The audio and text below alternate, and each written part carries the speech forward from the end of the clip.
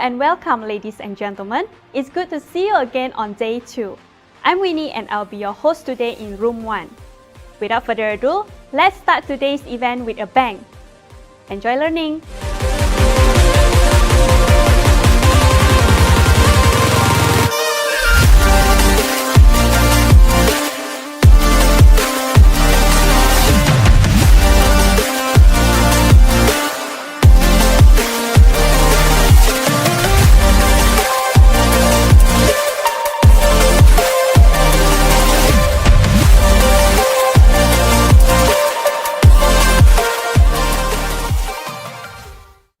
Hi everyone, welcome everyone to this ADAPT Convention 2021. I'm Shahid, Group CFO, Juwai IQI. Today, I just want to talk about a little bit about myself and what I learned in this last COVID crisis. So, my journey started as a finance person. I always looked for numbers. I graduated as a hardcore CPA, CMA, MBA finance. Whenever I go in business or any other field, I always look at the numbers. The first lesson I still remember in portfolio management, what I learned, higher the risk, higher the reward. And that statement was always in my mind. But basically, sometimes you face the situation and then you believe on that thing. That's what it happened in this COVID time. The whole time, as a CFO, we always talk, how to mitigate risk, how to, control our businesses, how to, always be more conservative, all these things. But in Juwai IQI, of course, what I learned from day first, we always goes beyond our limit. We goes, we of course, we look everything nicely, calculative, everything. But we usually chase for our dreams. That's what we always do. In this last crisis, COVID-19, what we face, all our feasibility, all our numbers, they went on the right side, You doesn't know what's going to happen next, how the world is going to react. Being in CFO, that was a very different experience. But being as an entrepreneur, what I learned, that life is not about a set thing, There's ups and down comes, it's like life is a roller coaster. Sometimes very unexpected things comes. But as a person, as a believer, as a doer, what you need to do, you need to face this crisis. You need to move forward, So in these crises, what we learn, okay, yes, you have to always make your plans, but there's always, things goes beyond your plan as well. So you need to be ready for that thing. And what we did it, as a team, in Juwai IQI, we were really excited and we were very positive from these crises that yes, this is happening, but let's do something different which can take us to the next level. And that's what we did it. Today I'm so amazed and so glad to tell you that our growth in 2021 was even better than 2020. It was 100% growth, So why this happened? Because we, as I said, what we did it, we were very motivated, we were very positive, we changed all our plan, what we were doing it. We were not doing as a conventional way, we moved to digital. We got our teams ready, we went on, everyday talks to our team, our leaders, they were sitting at home. There was a mental health issues. These are the things which was beyond our imagination, okay? And what we did it, we did beyond the things, we took the action, which basically not only motivated the team leadership, but throughout our more than 20,000 warriors throughout our world, They were every day sitting with us because, most of the countries, either you talk our office in Australia, Dubai, in Malaysia, in Canada, all were locked down. Everyone was sitting at home. But what they saw, the top leadership were very motivated. They were very, self-driven. And they not motivated themselves, they motivated the whole team. We have changed the process, we have closed the transaction, which none of other players has done in this market. What happened eventually, what I learned from that thing, that in life, you need to go beyond your limits, You can do anything if you feel and you have a strong faith on that you are the doer. That's what we did it. We got successful. And now if I look, like future next 5 years, we have seen the worst, and now we are heading towards in the other. We learned so much in this journey, and that's the journey we are excited that 100% growth if we can do in that time. Now is the time to move to 200%, 300% growth, because we have seen the worst, and now it's a positive time is coming. So as a team, as a, like anywhere you are, what my message is that, don't be very calculative. Sometimes give yourself, try and then move forward. Things are not always as planned, okay? So go beyond your limit, go always think positive, do the things, and then like always have a faith that someone is helping you because you have a good intention to do the things. So stay positive. I'm very excited for this year and looking forward for the next year as well, maybe virtually or maybe physically, who knows. Okay, take care, stay safe, bye.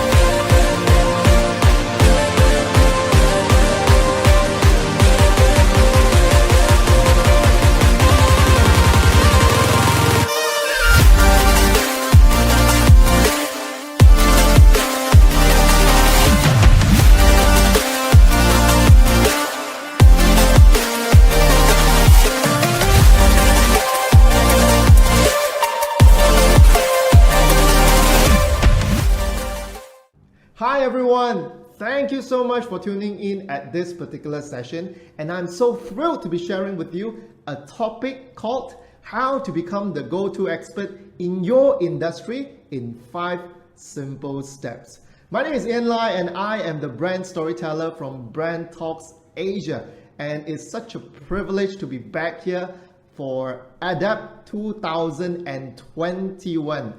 I will be giving you 5 gifts, okay? 5 actionable steps so that you can become the ultimate go-to person in your industry and elevate your expert status to the next level. And if you are ready for these 5 gifts, type a number 5, yeah?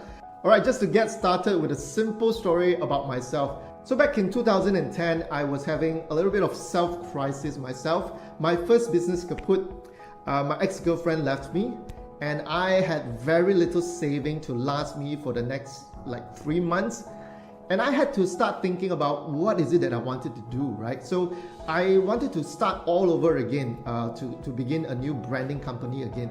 So I went on and met my ex-client, and we sat down for a drink. And at the session, he asked me one question, and this one question until now still impacting my life. He asked me, Ian, I know that you have done some work for brands like Milo, Nestle, but have you thought about branding yourself? Then, as a person who are in the branding industry for more than 10 years back then, it was such a shameful thing to hear from your client, right? Hey, you know how to brand for your company, but you do not know how to brand yourself. So that was actually a slap in the face, and it's also the kind of a wake-up call that I needed.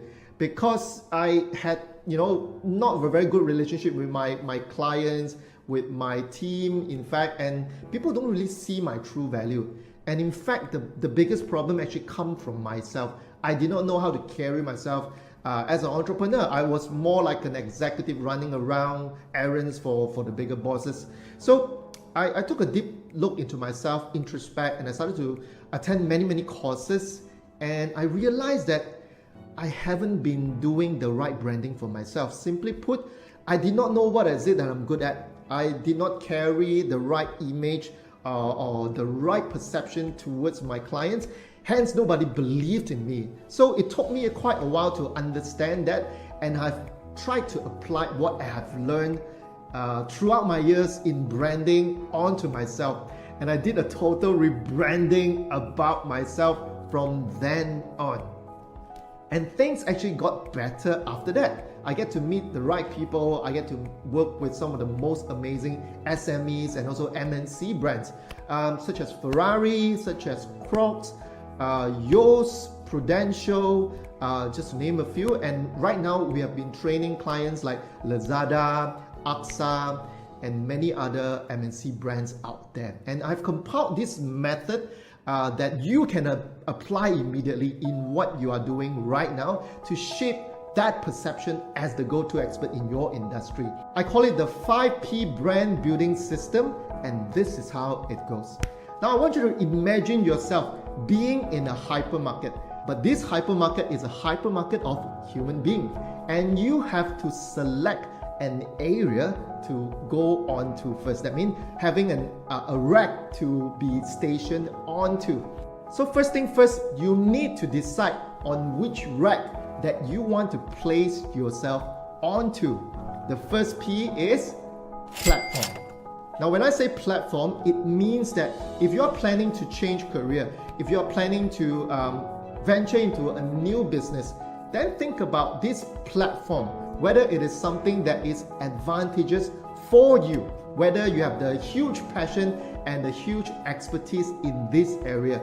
You need to find the most suitable battleground for yourself in order to have that advantage in your hands and make your brand mission known to other people so that people who are your prospect, they pay attention to what you do. So step one, identify the platform. Select the right rack to go onto. Now once you have decided on the rack, right, look around you and find out who are the market players out there.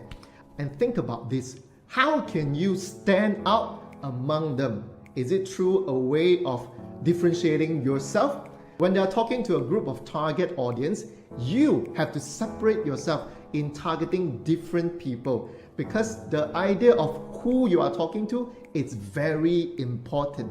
So the second P that I'm giving to you is that you need to have a distinctive positioning, and you need to know who is your ideal customers, who are the ones that comes to you regularly and pay you the most revenue in engaging your services, in buying your products. And once you have identified that, you need to know what is it that makes you stand out from the rest of the people out there. You need to identify your unique selling proposition. That brings us to the third P. Now, people who are your prospects, who are your potential customers, might be pushing their shopping carts near your rack. So this is where you need to grab attention to make sure that they pay attention to you and not towards the other players out there. So what is the third P? The third P is your packaging. You need to have an outstanding packaging that tells people who you are, what you do, and what are your true values. Only with the right packaging and the right image, if you're talking about your own appearance, that would attract the right audience towards you. So right now, I want you to think about this. If your image, your own online image, doesn't really tell people who you are, what you do, and your true values, probably it's time for you to look into that. Because since the pandemic, we have been able to open up the market to the entire world. You can reach out to people far, far away from you. That's why the first impression is no longer the time that you shake hands with your prospect. It's your online image. Are you paying attention to your social media profile? Do you have a landing page, a website that gives people the right perception? It is time to get started. Next thing to elevate your status as the go-to expert in your industry is how you speak, your presentation. Now, I know that a lot of you are experts in what you do, but without the skill set or the knowledge to transmit these knowledges to the audience that you are talking to, you may be facing a lot of challenges with fierce competition out there. That's why having the ability to speak publicly, to speak virtually to 100 people, 1,000 people, that set you apart from your competitors and also enable you to communicate your values much more effectively. Are you creating content to promote your values? Are you sharing with people what is it that you do and how you see things differently in your industry? Because a lot of times in branding, one of the most important things is that Are you telling a compelling stories to your audience to make sure that they understand your services and have the temptation to try you out? So that's the fourth P, which is presentation. The fifth P is publicity. Let me ask you this question. When do you start to brand yourself? Is it when you need to sell something or way before that? Now, I would suggest that you do it way before you need to sell something, because branding is a long-term effort, okay? You need to start building the perception in people's mind. Just like when people pass by the highway, they get to see billboards everywhere when they are driving on the highway. But most of the times, these billboards don't have any particular offer, right? They don't sell any particular thing. It's purely an identity, purely to create a rapport with you. Just imagine that you are looking at this particular billboard, for example, Panasonic washing machine, and every day you pass by. Sometimes you see it, sometimes you don't, but your subconscious is picking up. But one fine day, when your washing machine has broke down, guess what is the first brand name that pops up? Panasonic, right? And I want you to think about this. Are you utilizing your online billboard? That means your social media every single day, promoting what you do, giving values about your industry, and telling people you are the right people to go to. So whenever they need your service, they will think about you first. That's why you need to start branding yourself way before you need to sell something. So let's do an audit about your social media. Are you sharing with people your expertise? Are you giving out values to people every single day? Or you're just showing people that you are such a foodie, right? You went to a lot of places to enjoy a lot of nice food every single day. Think about the kind of influence you can have on people by sharing the right kind of content before you need to sell something. And when they need your service, they will think about you first. All right, so that is my 5P. Let's do a simple recap, yeah? First one is platform. Find the most advantageous platform for you to venture in. Second P is positioning. Do you know who you are talking to and how to stand out among your competitors? Knowing that will give you an extra edge over the rest of the people in the market. Third thing is packaging. Is your online and offline image projecting your true values? Is it doing you justice of what is it that you can provide for your client? If not, it's time for you to do something about it. Fourth P, presentation. How can you increase confidence in your audience? By telling them the right message with the right strategy. And the fifth P is publicity. Promote yourself, your true values every single day on social media. So when people need your service, they will think about you first. All right, so those are my 5 gifts for you. And to thank all of you for listening until now, I have another bonus 5 more things to give to you. Just reach out to me on my email and I will send you 5 videos on personal branding. So this is my gift for you, and I hope that you have enjoyed my session so far.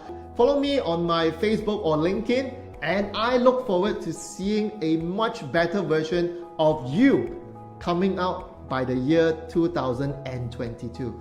Because I believe everyone has the ability to shine with your own uniqueness, because we are all meant to make a difference by being different.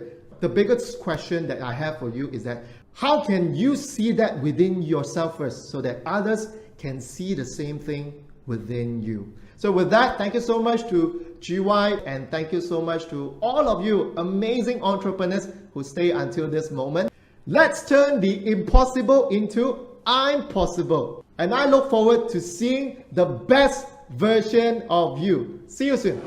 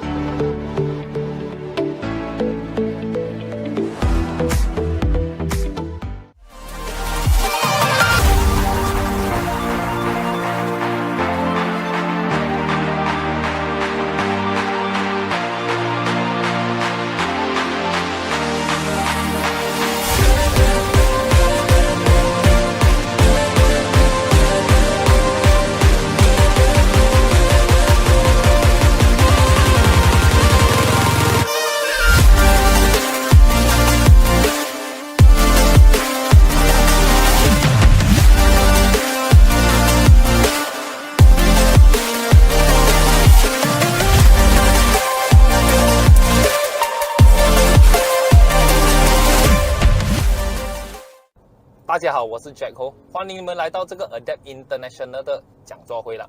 我是一名 IQI 的 Real Estate Negotiator。事不宜迟，我们看下去。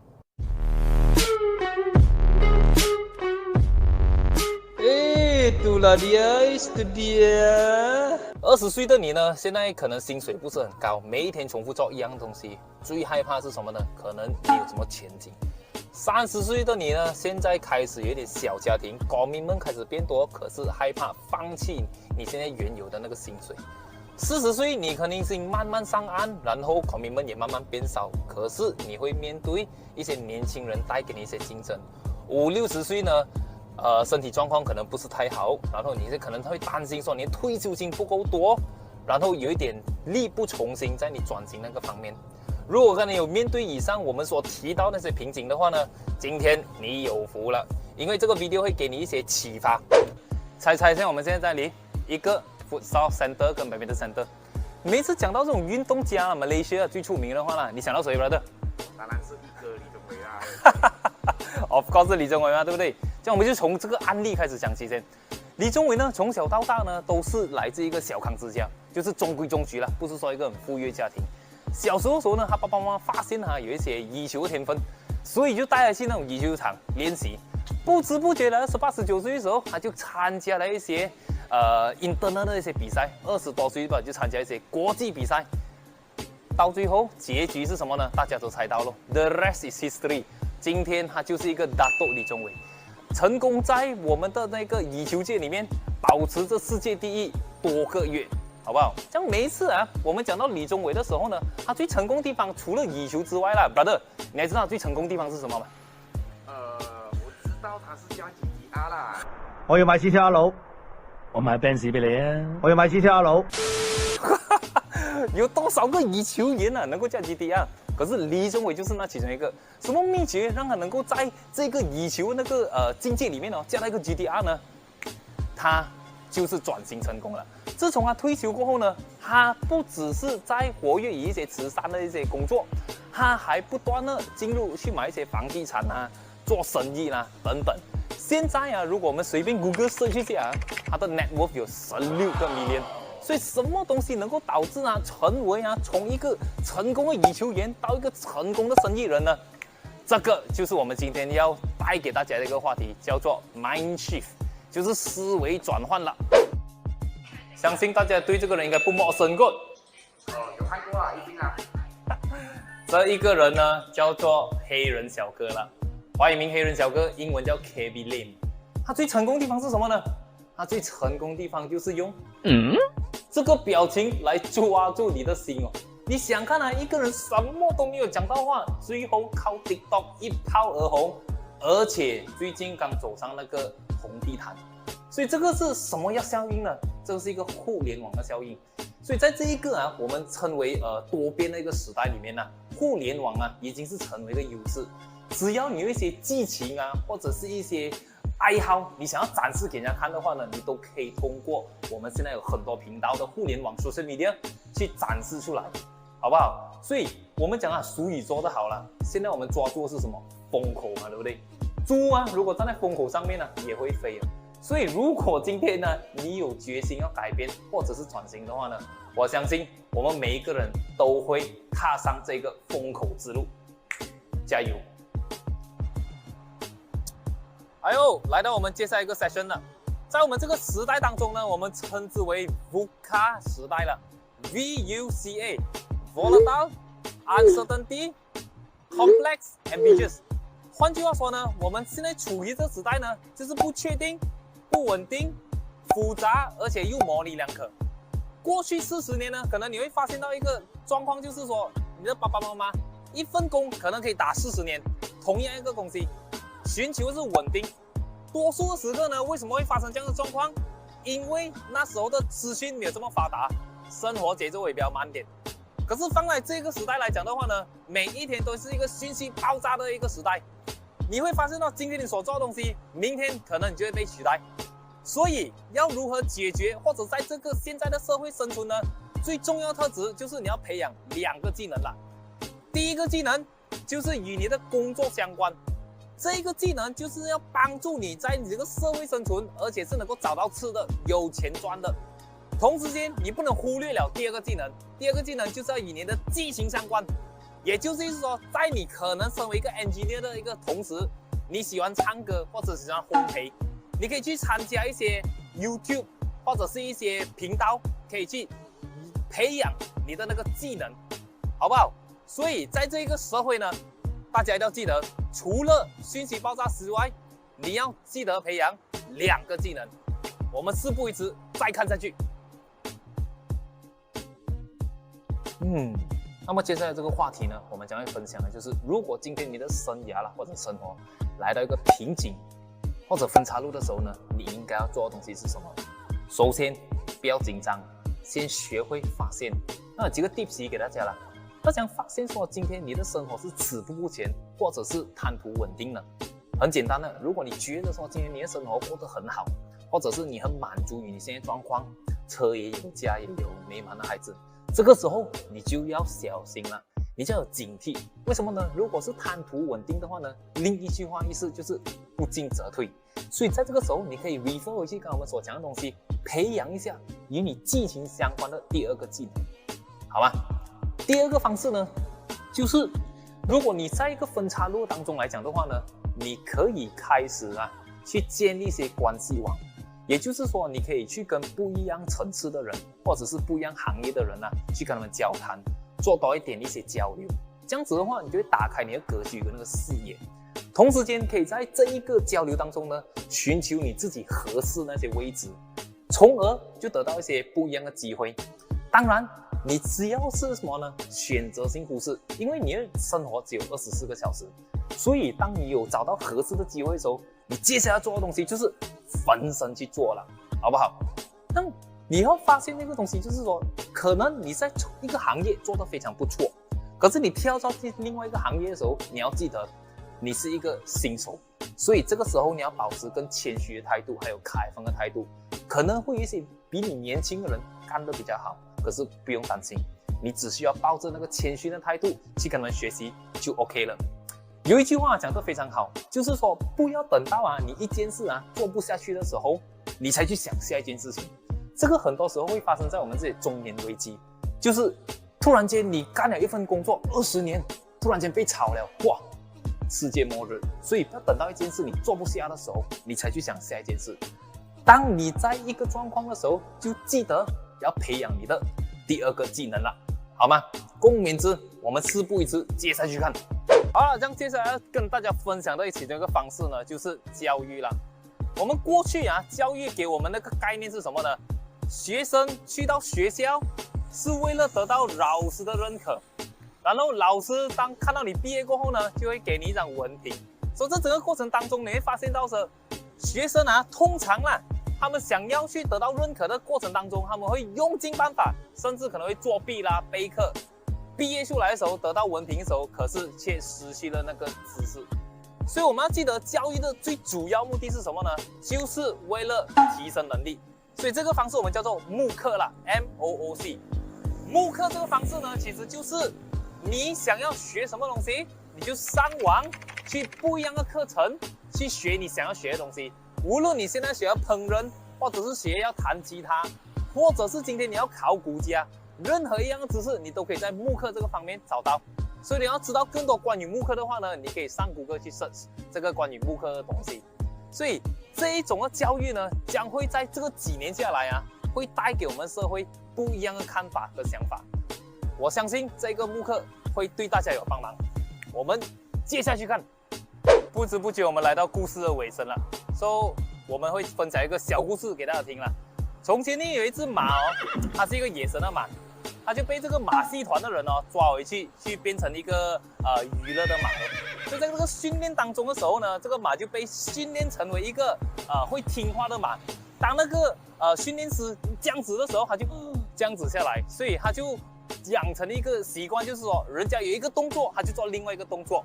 那有一天呢，这个骑师他就看中这个马，想要把这个马去成为一个赛马场的那个马，所以他就抓这个马回去，买了这个马，就开始去训练这个马去骑去比赛。可是很不好踩的，因为这个马长期在这个circus 的那个训练当中呢，它已经变成一个不大会听话。当人家骑上去的时候，它就立刻这样倒下来。这样倒下来的意思是什么呢？就是那个训练师啊会受伤。可是这个训练师没有放弃，他就通过跟这个马建立一些感情，然后建立一些尊重，跟他讲 ，OK， 今天我们要成为一个伙伴，配合一下，我们一起去赛马。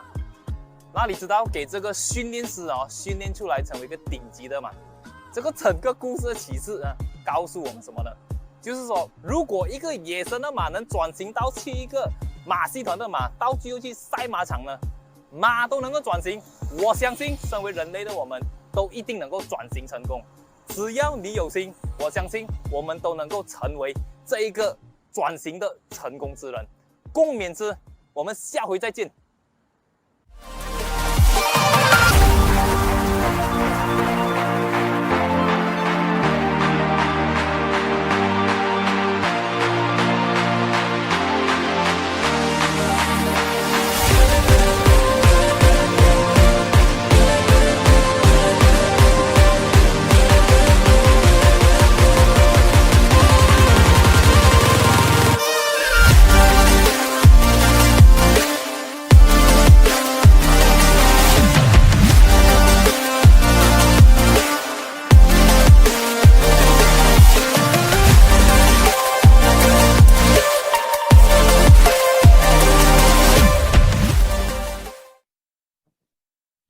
Hello, welcome to this segment. My name is Soo Hoo from Malaysia, and today I want to share with you the 10 secrets to abundant living. Now, what are these 10 secrets all about? You see, in my life, many people have been telling me or talking about living abundantly.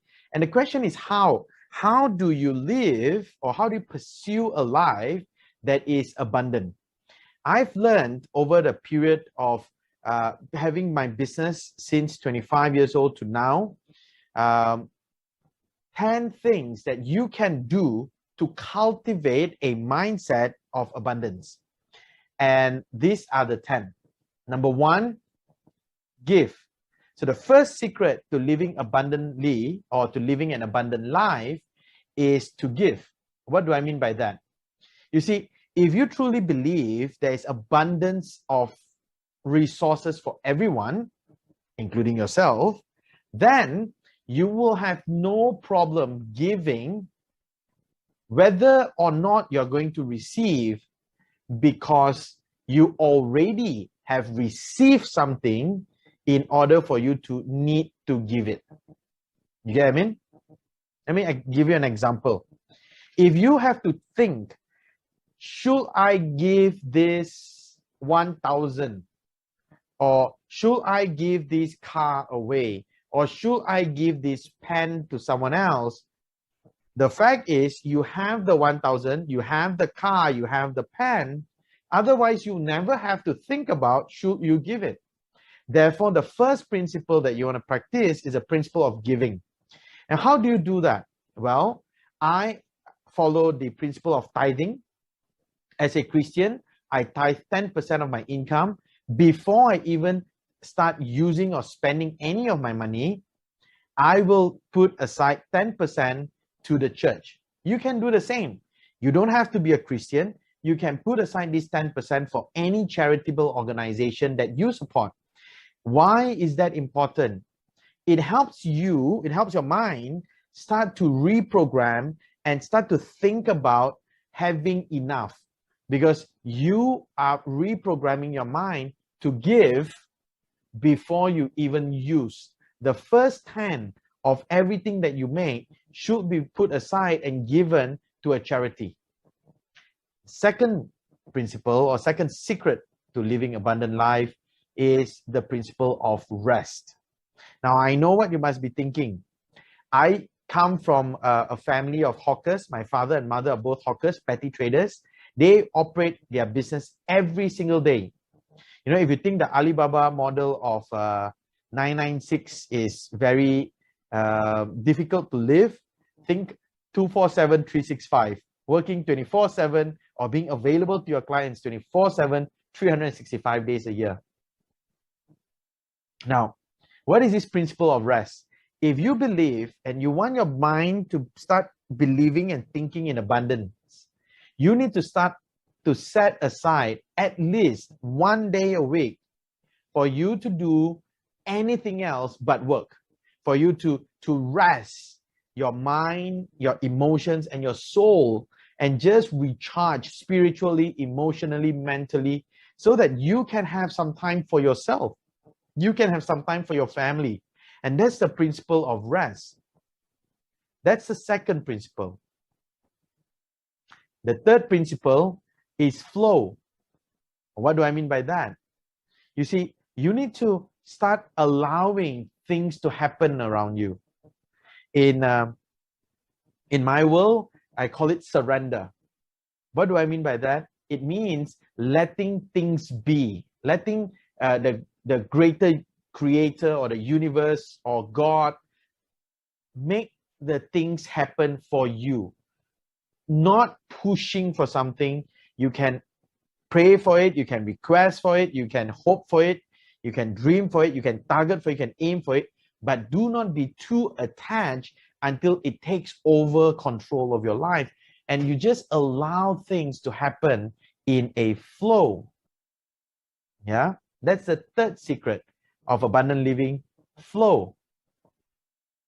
The fourth secret to abundant living is take. Now, what do I mean by that? The first principle is to give the first 10% of what you have.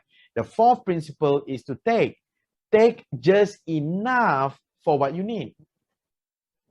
This comes from the principle of gleaning, where you just take the harvest one time, and whatever drops from your harvest is allowed to stay there for the wild animals, for the underprivileged, the widows, the children, the poor, to take whatever you have left behind. Now, I'm not asking you to leave food behind just so that other people will benefit from it, but to just take only what you need and allow the excess to flow and to benefit other people. Yeah, I know it runs contrary to a lot of business ideas. Like a lot of businesses, you need to maximize your profit. But it's not about maximizing your profit. It's about making enough and ensuring there is sufficient to go around to benefit more people. That's the principle, the fourth principle of taking. The fifth principle of abundant living is not holding. Now, what do I mean by not holding? You see, many businesses, they tend to want to hold on to the money, the cash flow, and pay as slow as possible, collect as fast as possible, making sure they have as low days receivable as possible, make sure they have as long a days payable as possible, so that they can pay the vendors as slowly as they can reap the income, they charge the clients and collect the money as early as they can, so that they can benefit from interest, they can benefit from a healthy cash flow. But don't hold back. Do not hold back anything good that is due to someone else when you have it. I remember when I first started out in my business, it was so difficult getting payment. A lot of my clients like to hold the payment until the very last day, preferably on a Friday, and they pay you by a check so that you can't, get any money on Saturday, you can't get any money on Sunday, you can't get any money on Friday because they already considered paid you, but you haven't received it yet. Monday, the check needs to be cleared. Tuesday, by the time you can utilize your funds, it's Wednesday. It's really difficult to plan for cash flow that way, isn't it? So if you don't want that to happen to you, why do you want that to do that to other people? Therefore, this fifth principle is don't hold anything back. Give as soon as you can to the people that you owe money to your vendors. Yeah. The sixth principle is loans. Now, what do I mean by loans? I'm not asking you to borrow money. No. If you think abundantly, if you think that the world has enough, you don't have to borrow money to do the business. You don't have to loan money to do anything. You will have enough. You just have to be more creative to find means to afford what you need to afford and not have to borrow. Do not borrow any money if you can, because as soon as you borrow money, you are beholden to the person who lent you the money. So the sixth principle is loans. Do not borrow money. Do not loan money. Seventh principle is integrity. What do I mean by integrity? Integrity means doing what you say you will and making sure your results speak for itself. You see, if you can't be trusted with something small, you won't be able to be trusted with something big. And the world is very, very critical when it comes to analyzing or observing whether you are a person of integrity or not. If you truly believe in abundance, there is no reason for you to breach integrity, because you will believe there is enough. You don't have to be corrupted. You don't have to resort to bribery or kickbacks. You know, you don't have to cheat or lie or anything of the sort, because there is enough. There is enough. You just have to trust that there is enough. And stay in integrity. For if you can be trusted with small things, you can be trusted with big things. And that's what the world is looking out for. Can they trust you? The eighth principle is wisdom. What is wisdom? Wisdom is knowing when not to speak. And it's very important. I know what you're thinking. Suhu, that doesn't really relate to abundant living.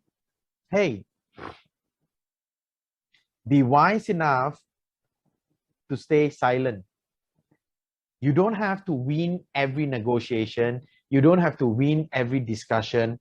You don't have to win all the time.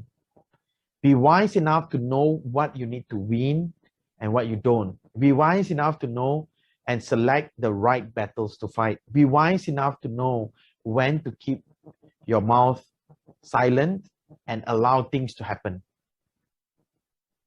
The ninth principle is serve. Serve everyone. Serve your team. Serve your partners. Serve your investors. Serve the person who is the most powerful in any business structure is the one who serves the most, is the one who serves everyone else. Because he who serves is still having the ability to do something. And when you serve with all your heart, your clients and your team will notice it, will feel it, and they will respond positively. So serve. Serve the people that you're with. The last principle, principle number 10, is stewardship. We came naked. We leave here naked. Well, not really naked. They'll probably put us dressed up in a coffin. We most likely, coming from where I'm from, will be burned up. But we can't bring any of our wealth with us. Everything that we have in this world, we are but a steward. We hold it. We hold it for our children. We hold it for the next generation. We hold it for the people after us. Our job is to be a good steward, to grow what is given to us so that we can leave behind more than when we came and received them. Whatever we receive, our job is to take good care of it, to multiply it, to grow it, so that we can leave behind something more and something more meaningful and bigger and more valuable to our future generation. So the 10th principle of abundant living is stewardship. Now, these are the 10 principles. I will love to know your comments. Feel free to connect with me via my QR code or my connection on the link NLP training and NLPtrainermalaysia.com/Suhu. I'm happy to share more ideas with you. I'll see you soon. Thank you.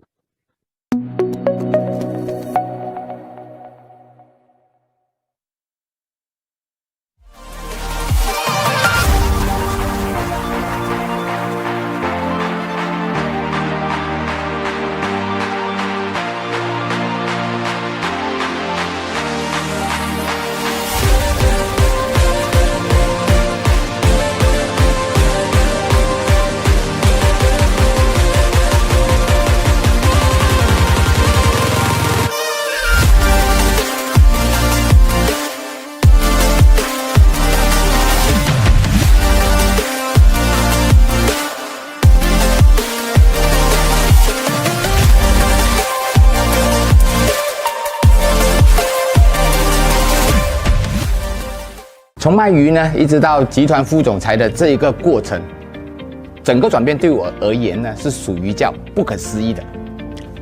在我还是卖鱼的时候，我发现对于一切的认知或者判断呢，都属于狭窄，或者是叫做有局限的。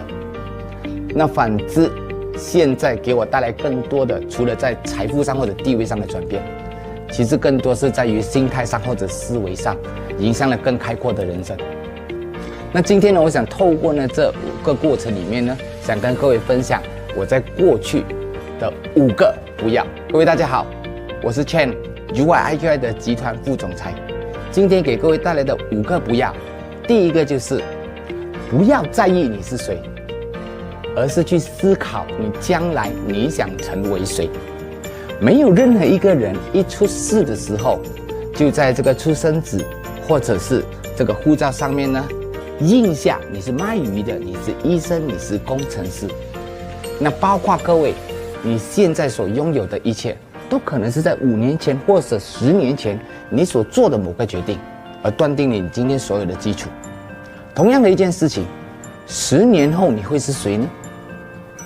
关键很大的机会就是现在你想成为谁。各位，我们都听过许许多的故事，特别是中文有一句话叫做英雄莫问出身，所以不要给现在，不管是你现在的这个教育背景啊、条件啊，或者甚至是外表，去限制你可以成为谁。各位永远记得，你的心里面想成为一个怎么样的人，比起你现在是谁来的还要重要。每个人的身边呢，或多或少都有一些资源，它可能是来自于我们父母的一些人脉，也可能是身上仅有的丁点钱，也可以是我们的朋友圈，这一些我们都把它叫做资源。第二个要送给各位的不要就是，不要只看你现在有什么资源，而是去思考能够怎么样更有效的去整合资源。有一个老头呢，临死之前想要把17只羊分给他的3个孩子，大儿子呢拿1/2，第2的孩子呢拿1/3，第3个孩子呢拿1/9。算了老半天，不管是分子成分子或者分母成分母，他都发现没有办法很有效的去进行分配。原因呢是17本身并不是一个完整数。于是呢，老头呢向邻居借了1只羊，变成了18只羊。这时候你会发现到，大孩子可以拿9只羊，第2的孩子可以拿6只羊，最小的孩子也可以拿到2只羊。17只羊就这样分出去了，剩下的那1只羊还给隔壁邻居。这难题就解决了。如何有效的去把资源整合起来呢？我当时在做房地产的时候，我选择了 UIIQI 这间公司，是因为我发现到在这一个体系里面， UIIQI 能够更有效的去整合跟集合资源，让我们呢能够更快速的去实现自己心中的梦。第3个给各位的建议就是，不要只看能够赚多少钱，而是去思考能够怎么样帮助更多人。那各位，你有没有发现到一样事情？我们出来这个社会，我们都一直在想赚钱，我们一直都希望可以赚更多钱。如果这个方式是对的，那我们早就已经成功。那假设你发现到今天这个模式并没有让你赚到钱，那可能我换了思维，如何帮助更多人。全世界的首富比尔盖茨，或者我们说 Apple 的创办人 Steve Jobs， 他们之所以可以拥有全世界的财富，各位有没有发现到，主要的原因是因为他们的产品可以帮助全球性，不管是最有钱的国家，还是最贫穷的国家。各位，我这里想跟你分享2只狗的一个故事。那2只狗呢，可能就跟我一样，他们都想寻找幸福，都寻找人生的成功，他们非常的勤劳，但是都一直没有办法获得他们想要的。那直到他们有一天，他们遇上了一个所谓的神仙。那神仙告诉他们，狗儿啊，你们的幸福，你们的快乐就在你们的尾巴。那其中一只狗听起来非常的兴奋，于是拼命的去抓它的尾巴。那各位可想而知，当狗很努力去抓它尾巴的时候，它只能在原地打转。就像我们很努力的去寻找赚钱、寻找财富的时候，我们大多的时候都会只在原地打转。那林律师另外一只狗呢，就说：为什么你要在原地打转呢？尾巴在你的身上，你往前走，尾巴跟着你，财富就跟着来了。各位，当你把目标转换成能够帮助更多人的时候，你会发现到财富自然就会跟着你了。这是我想跟各位分享的第3个不要只看能赚多少钱。第4个，我想跟各位分享的就是不要只是让自己变优秀，而是想方设法去让更多优秀的人来到团队。那过去呢，我在做销售的时候，不管是卖鱼或者是卖其他产品，绝大部分的时候都是我一个人在做，绝大部分的时候呢，只是我一个人说了算。但是我想跟各位分享的就是，个人的能力有限，体力有限，智慧有限，时间也有限。24个小时里面，如何能够去累积大量的财富呢？在 UI 的体系里面，你也发现到，我们有一个集合人才的制度。除了你可以个人做销售，你也可以去透过教育培训，把你所会的事情教给别人。那在这个过程里面，你可以杠杆别人的时间，杠杆别人的才能，然后呢，让整个财富呢不断的去倍增，不断的去大。各位，接下去里面你会发现到，竞争的都不在能力。21世纪过后的竞争，互联网上的竞争，全都在人才的竞争。那各位，你做好了准备吗？接下来最后一个不要，这是我特别想要去跟各位谈谈的，就是不要等到很厉害才开始，而是你要开始才变得非常的厉害。在我们的过去教育制度里面呢，都尽可能的教我们不要去犯错，尽可能的教我们不要去打扰别人。那因此我们特别容易产生不要犯错这个感觉。但我其实想跟各位谈，你只有开始才能够变得非常的厉害。看看我们马来西亚的羽坛一哥李宗伟，或者是林丹，你会发现到他们搞不好开始打球的时候都是笨拙的。全世界的运动员如此，全世界的企业家如此，全世界所有的事情都是如此。各位，你完全不需要变得很厉害，你每一个开始，每一个挫折，每一个失败，都能够让你在未来变得非常厉害，这才是真正的关键。我今天之所以跟各位分享这5个不要，是希望呢，各位呢不要只完全活在的过去式，或者把你所有的希望梦想集中在这个叫未来式。英文有一个词汇叫做 present， 意思是现在式。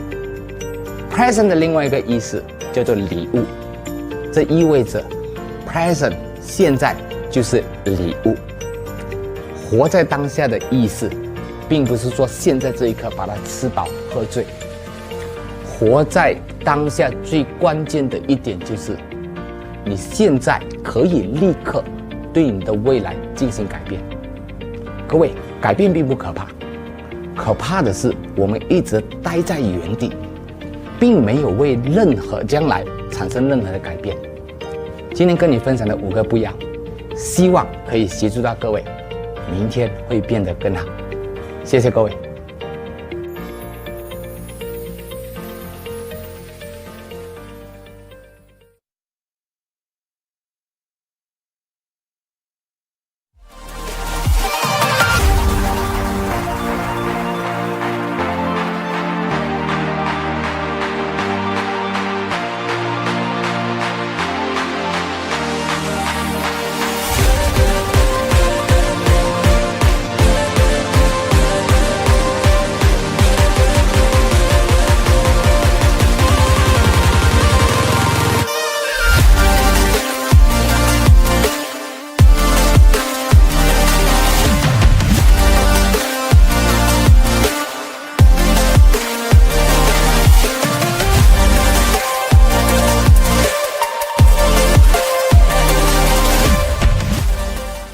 有没有想过，创意这件事情其实跟你的销售技巧一样，是用锻炼的，而不是天生的？有没有想过，启动你的创意思维其实只是一念之间？大家好，我是 Jun， 来自 IQI Dreammakers， 今天带你探讨如何锻炼你的创意思维。今天我们来搞明白创意这件事情。创意的本质其实就是把两件互不相干的事情结合起来。首先，我们必须搞明白一件事情：人类的大脑无法创造认知以外的事情。就拿电影来说，通常人类认知的外星人不是长成这样，就是长成这样。那有没有想过，这些元素都是你在生活上见过的呢？再来个案例，我们70年代或80年代的鬼电影里，通常亚洲鬼都是这样，而西方鬼都是这样。那为什么不能加入一点创意？比如西方鬼加入僵尸，而东方鬼加入吸血鬼呢？因为那个年代通讯不发达，观众、导演都对对岸的鬼一无所知，所以根本无法创造出来。那也就证明人类大脑的想象力只是局限于知道的东西、见过的东西、听过的东西。明白。好，进入正题。很多人对创意的本质有所误解，以为创意就是凭空想象出全新的东西。Come on， 人类历史几千年，哪里来那么多全新的东西呢？创意一定是把两件旧的元素上合理的结合。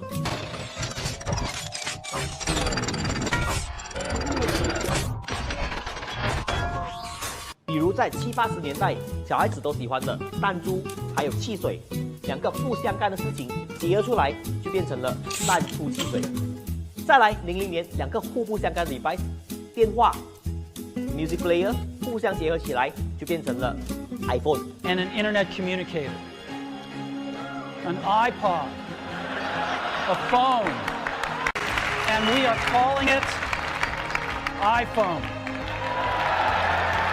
再来个比如，在10年代我们看得到的一些创意的产品里面，男朋友的手再加枕头结出来，变成了男友枕头。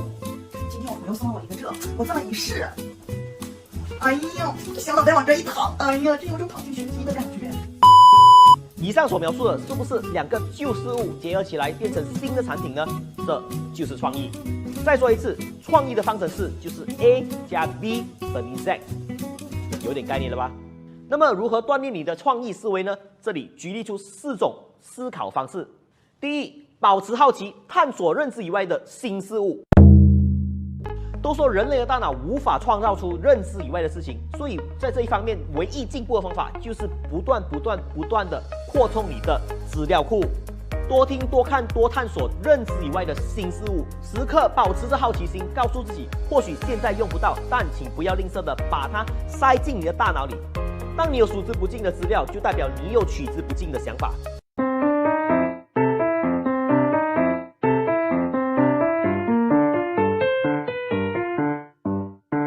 第二，随时记录，时刻思考。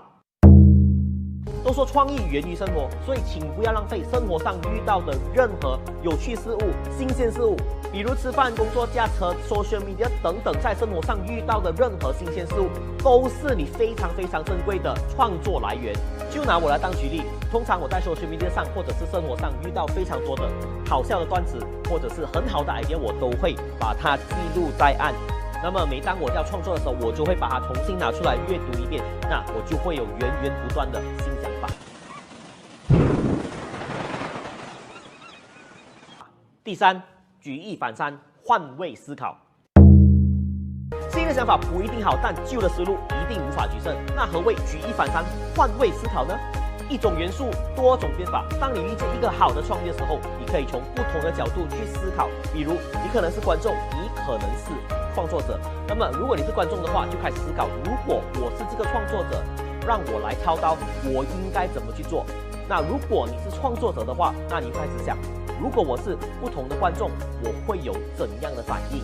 我会怎么看待这件事情？不同年龄层的观众又有不一样的感受。当你可以在不同的角度去探索不一样的可能性的话，那么你的创意一定节节上升。怎么说可以用不同的角度去思考呢？我们把它分成人、事物。那么今天我们举个例子，用人来转换。今天我们想拍一个海景房产影片，那么普遍来说，大家都会以中介的身份去完成这个影片。那么有没有想过，其实在身份方面，我们还可以有多种选择呢？比如我在影片中是个海景房的买家，买了这间房过后，我的生活怎么样？再比如我是这个买家的闺蜜，那么每天看着他们的生活，我如何的羡慕。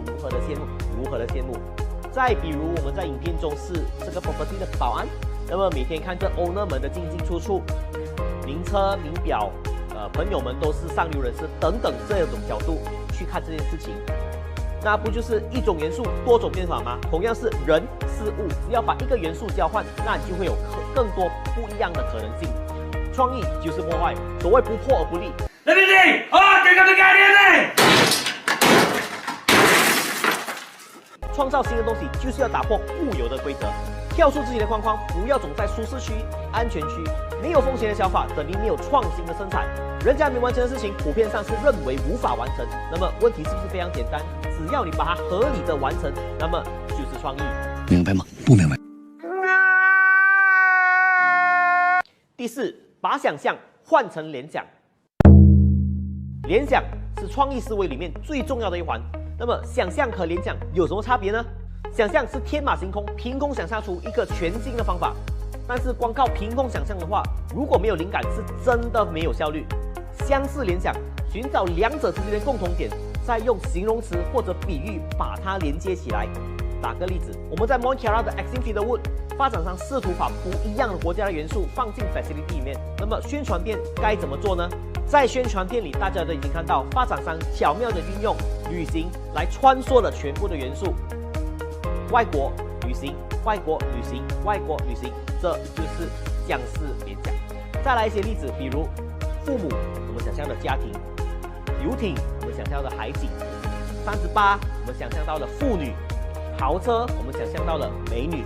这全部都是相似联想。跨界联想，从两个不同的领域找到共同点，并且把它结合起来。多年前问你，唱歌跳舞加房地产有可能吗？你会告诉我没可能，可是今天确确实实已经存在。Food truck 加 showroom 有可能吗？你说没可能，可是今天已经有移动 showroom 的存在。直播卖房，你说有可能吗？你说根本不可能，可是这个情况已经在外国的确发生了。房地产公司，你看这套房子，哇，有没有欧式风格？你看这个家具，我的天哪，毛坯房。这就是跨界联想，跨界的创意。创意真的不会很难，其实来来去去就是旧元素、新组合。你的认知加你的想象力就是你的创意。简单来说，不断的探索新事物，不断的练习，把两种元素结合起来，那就是你的创意。我是Jun，关注我Jun哥说房。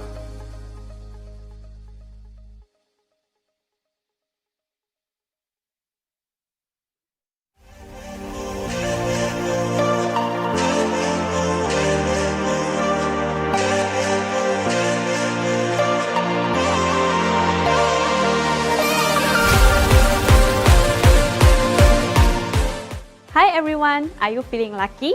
If yes and you want to win this prize, be sure to scan the QR code and answer this question. IQI has branches all over the world except...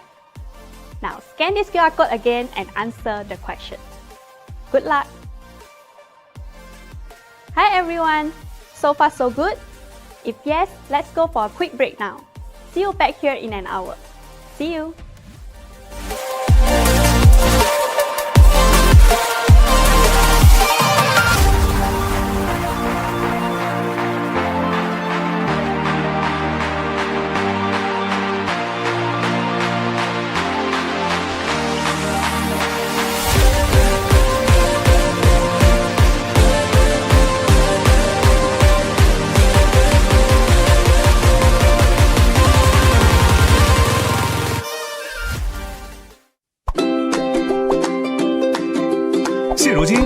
多亿人正在使用微信，人们早已习惯在微信上进行在线社交、学习与购物。微信生态无疑是为商家提供离用户最近的线上人货场环境的理想选择。所以，小额通能做什么呢？小额通知识产品与用户服务的数字化工具，在微信生态基础上，为每一个组织打造专属的知识服务平台。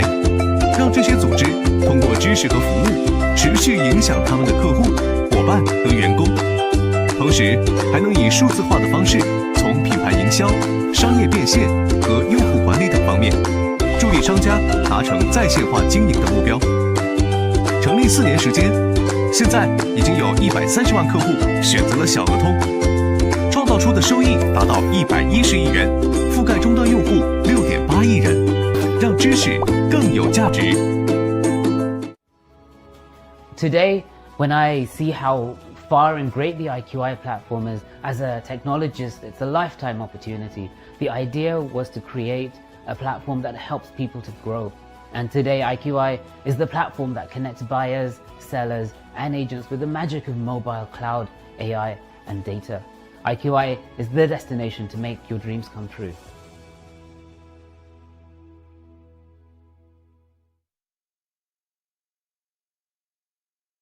I bet you've seen a lot of companies pledging to go net zero by 2030 or to reach carbon neutrality. But what is carbon neutrality? Think of it as a scale with carbon dioxide emissions weighing on one side generated by the factories, transportation, energy production, and more. On the other side of the scale, we have reduction via tree planting initiatives and the carbon capture technology. Scientists have warned that we must reach net zero emissions by 2050 to avert climate chaos. Countries and companies have come together to pave the way for this goal to come true. It is easy to neglect with the goal being so far away, but remember, the livelihood of ourselves and our species depends on it. At IQI, we have announced and pledged to achieve net zero emissions by 2030, achieving this goal by reducing our emissions impacts as well as other initiatives to reduce carbon.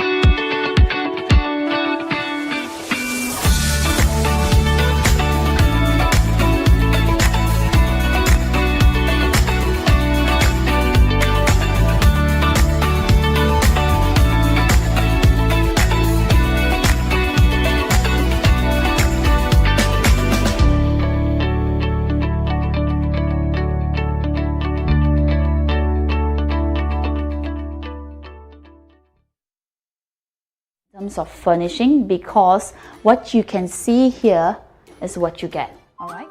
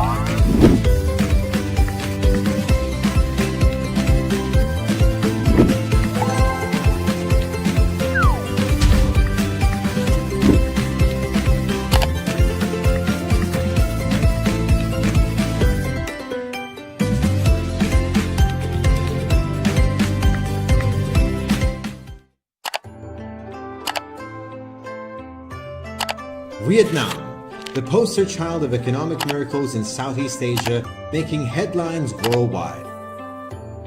Today, this Asian country is known for its popular tourist destinations, historical sites, deliciously healthy cuisine, and meteorical economic rise, which is why we say you should invest in Vietnam. But before we dive into details, let's look into the country's profile. Vietnam is a socialist state governed by the Communist Party of Vietnam. The capital city is Hanoi, but the largest city is Ho Chi Minh. Vietnam is the largest producer of cashew nuts and black pepper and the second largest producer of coffee. Fun fact, Vietnam is consistently voted as the cheapest country to travel in Southeast Asia. Fascinating, right? Moving on, reason number one to venture into Vietnam is the strategic location.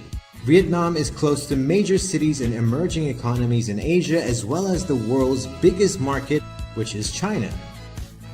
Other than that, Vietnam has a long coastal line which is close to important shipping routes for export and import. Next, we look into Vietnam's stable and growing economy. Thanks to the 1986's Doi Moi reform, Vietnam has moved from the world's poorest nation into a lower middle income country. The economy has also shown remarkable resilience despite COVID-19. In fact, Vietnam's growth in 2020 has been one of the best in the world. To top it off, over the span of 30 years, the poverty rate has declined sharply from over 70% to below 6%. The backbone of Vietnam's healthy economy is its supportive government policies to spare foreign investment. For example, most industries in Vietnam allow for foreign direct investment, the setup cost is low, and Vietnam has taken part in many foreign trade agreements. Evidently, we see big names like Samsung setting up their R&D center in Vietnam. Vietnam also benefits from the China Plus One strategy used by investors to diversify their risk. Lastly, let's look into Vietnam's young and growing population. Vietnam records a population of over 97 million, which makes it the 15th largest in the world. A huge population coupled with steady economic growth means increased demand for goods. There is also potential for greater skilled workforce. This is shown from Vietnam's achievements in the PISA test, which evaluates the effectiveness of a country's education system. Vietnam also scores first in the Human Capital Index score among middle-income nations. Now that you've heard all of this, you must be very intrigued. So contact us right now and start your investment in Vietnam. You can also check out our videos at IQI Global to learn more about venturing into Vietnam's real estate market.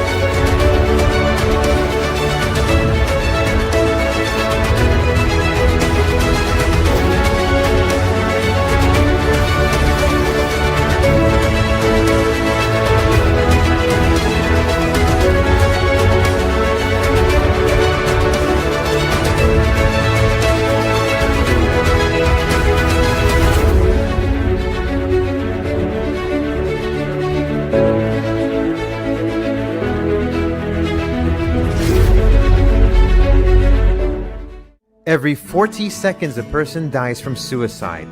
That's close to 800,000 people every year.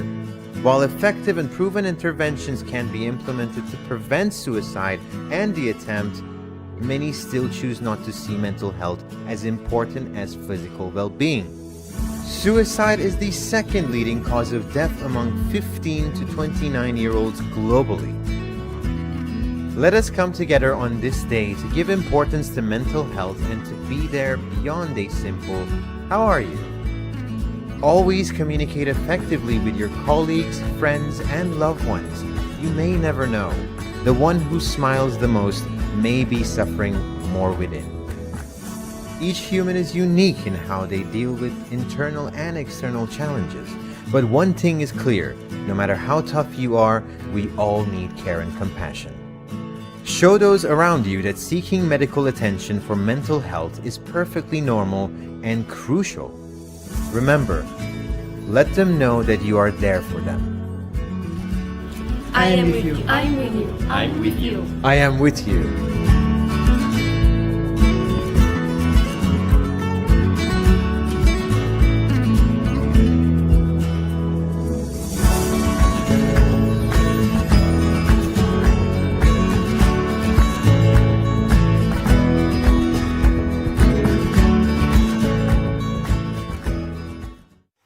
I wish. If only I could have. If only I knew then what I know now.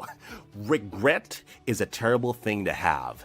The key in life to feeling fulfilled is to make sure that all your actions are actions of intentionality. This intentionality will allow you to reach your dreams. Now, the key word is the word reach. I challenge you. Dare to dream big, but make sure that your actions match your aspirations.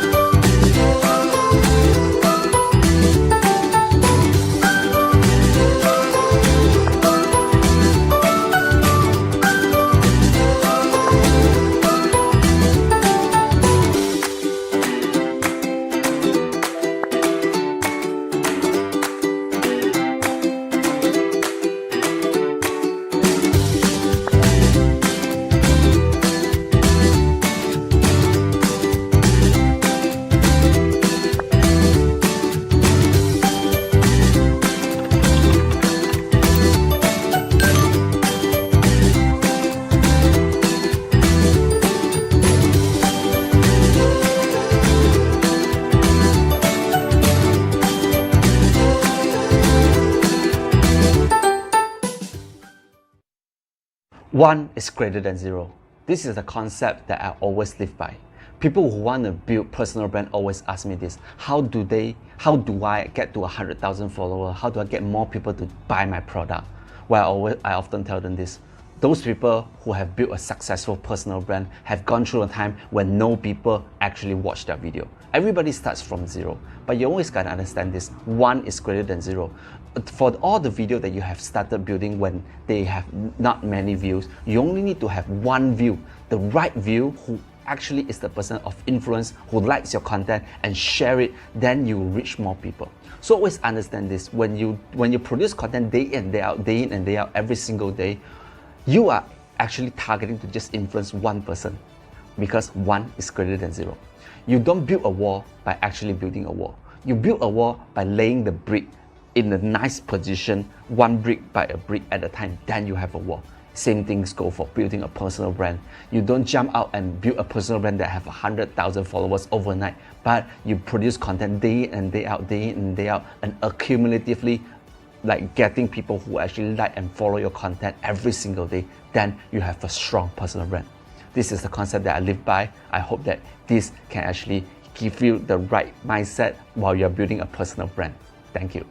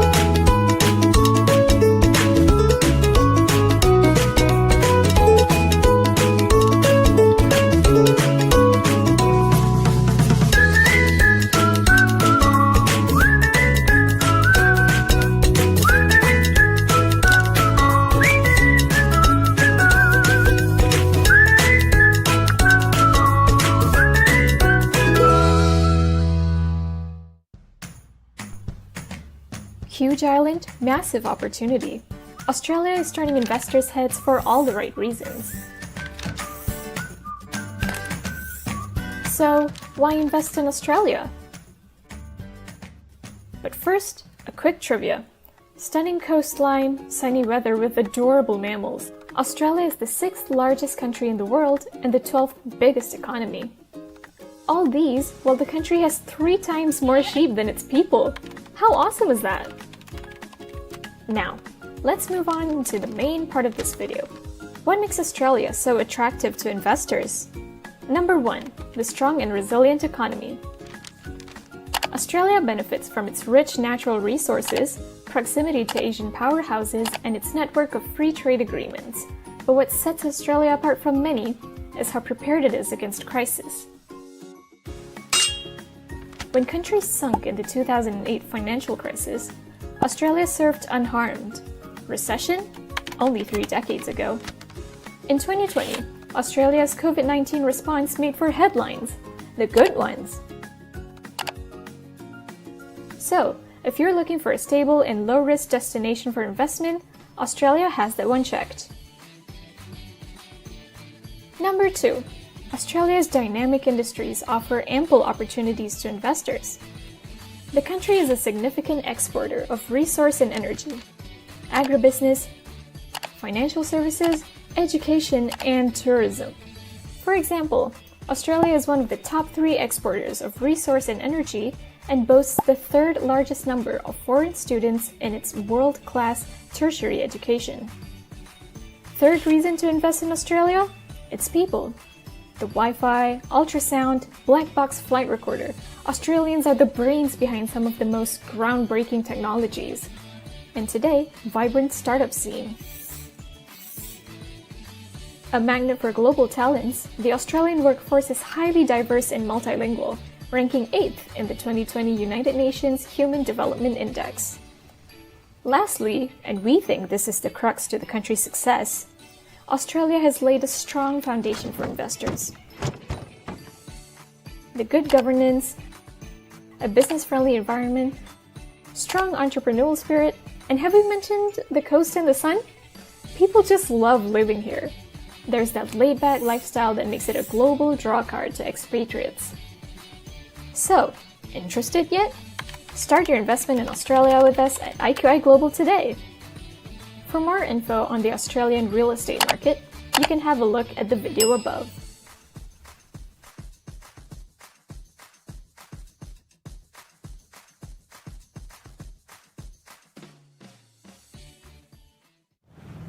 什么？要跳出舒适圈才可以成功？那是以前你一直在听别人讲的。跳出舒适圈非常的辛苦，非常的痛苦，而且你要动用很多的能量。为什么要跳出来呢？各位，舒适圈代表着你现在做的事情非常的舒服。那为什么我们不去思考扩大舒适圈呢？以前我觉得运动非常的困难，在这个 MCO 里面呢，我尝试做了一个改变，每天跑一下步，每天运动一下。那累积下来3个月过后，我从开始的500公尺到现在可以跑8公里。后来我发现到，今天如果我没有去运动的话，那我就处在于一个不舒适的环境里面。从本来做运动是很痛苦的，到现在不做运动是非常痛苦的。各位有没有发现到，所谓的扩大舒适圈，就是把你本来不习惯的事情，逐渐的在每一天一点一滴的在改变。后来你发现到赚2万块是你的舒适圈，后来你发现到学习是你的舒适圈，后来你发现到过上好的日子是你的舒适圈。你好，我是 Chen， UIQI 的集团副总裁。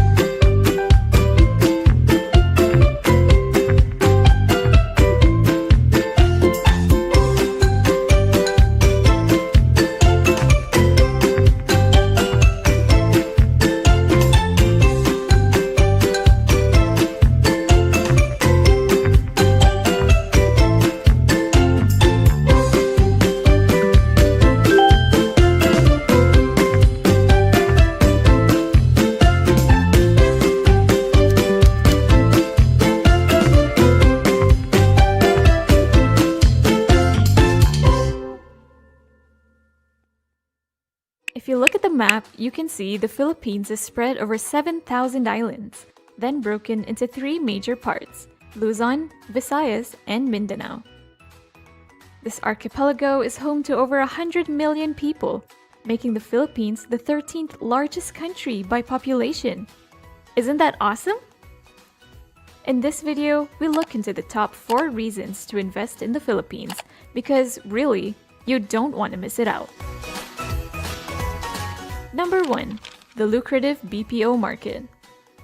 Business process outsourcing is one of the 2 primary legs to the economy next to remittances. Computer programming, copywriting, accounting, the BPO industry covers a vast array of jobs. In fact, it contributes over $26 billion to the economy in 2019, and now around 12% of the global outsourcing market by revenue. Number 2. The excellent pool of skilled labor at a highly affordable cost. The majority of the population speaks fluent English.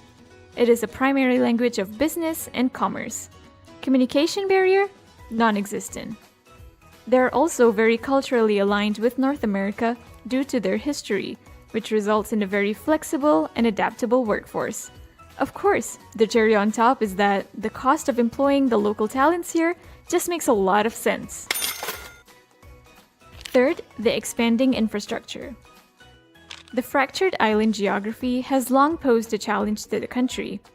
Under the ambitious Build, Build, Build project set in 2017, the government aims to decongest traffic, putting its notorious Carmageddon behind and bridging the digital and social gap between cities and rural areas. Thus, one industry to look out for is the real estate industry. And we're not just talking residential real estate. With the Philippines' BPO sector accelerating in growth, the demand for offices and commercial spaces will continue to shoot up. Most importantly, as foreign investors, contrary to a decade ago, you can enjoy various benefits and incentives from the government. So, if you're keen to begin your investment in the Philippines, get started with us today at IQI. You can also check out our video above for more ideas in investing in the Philippines real estate.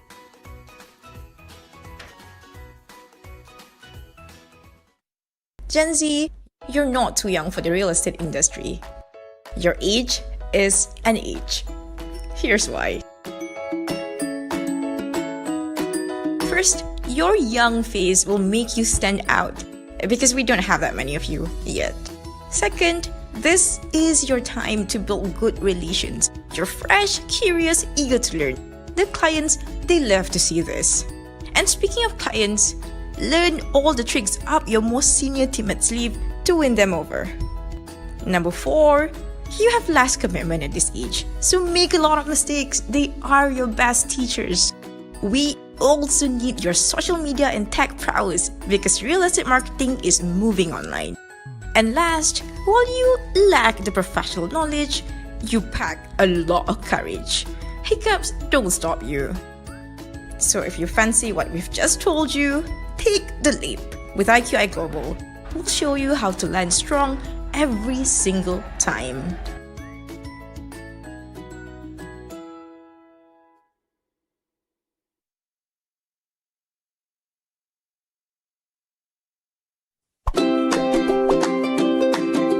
现如今有10多亿人正在使用微信，人们早已习惯在微信上进行在线社交、学习与购物。微信生态无疑是为商家提供离用户最近的线上人货场环境的理想选择。所以，小额通能做什么呢？小额通，知识产品与用户服务的数字化工具，在微信生态基础上，为每一个组织打造专属的知识服务平台，让这些组织通过知识和服务持续影响他们的客户、伙伴和员工。同时，还能以数字化的方式，从品牌营销、商业变现和用户管理等方面，助力商家达成在线化经营的目标。成立4年时间，现在已经有130万客户选择了小额通，创造出的收益达到110亿元，覆盖终端用户6.8亿人，让知识更有价值。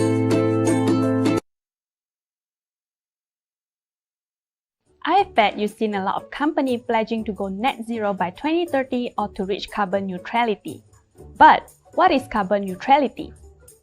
Think of it as a scale with carbon dioxide emissions weighing on one side generated by the factories, transportation, energy production, and more. On the other side of the scale, we have reduction via tree planting initiatives and the carbon capture technology. Scientists have warned that we must reach net zero emissions by 2050 to avert climate chaos. Countries and companies have come together to pave the way for this goal to come true. It is easy to neglect with the goal being so far away, but remember, the livelihood of ourselves and our species depends on it. At IQI, we have announced and pledged to achieve net zero emissions by 2030, achieving this goal by reducing our emissions impacts as well as other initiatives to reduce carbon.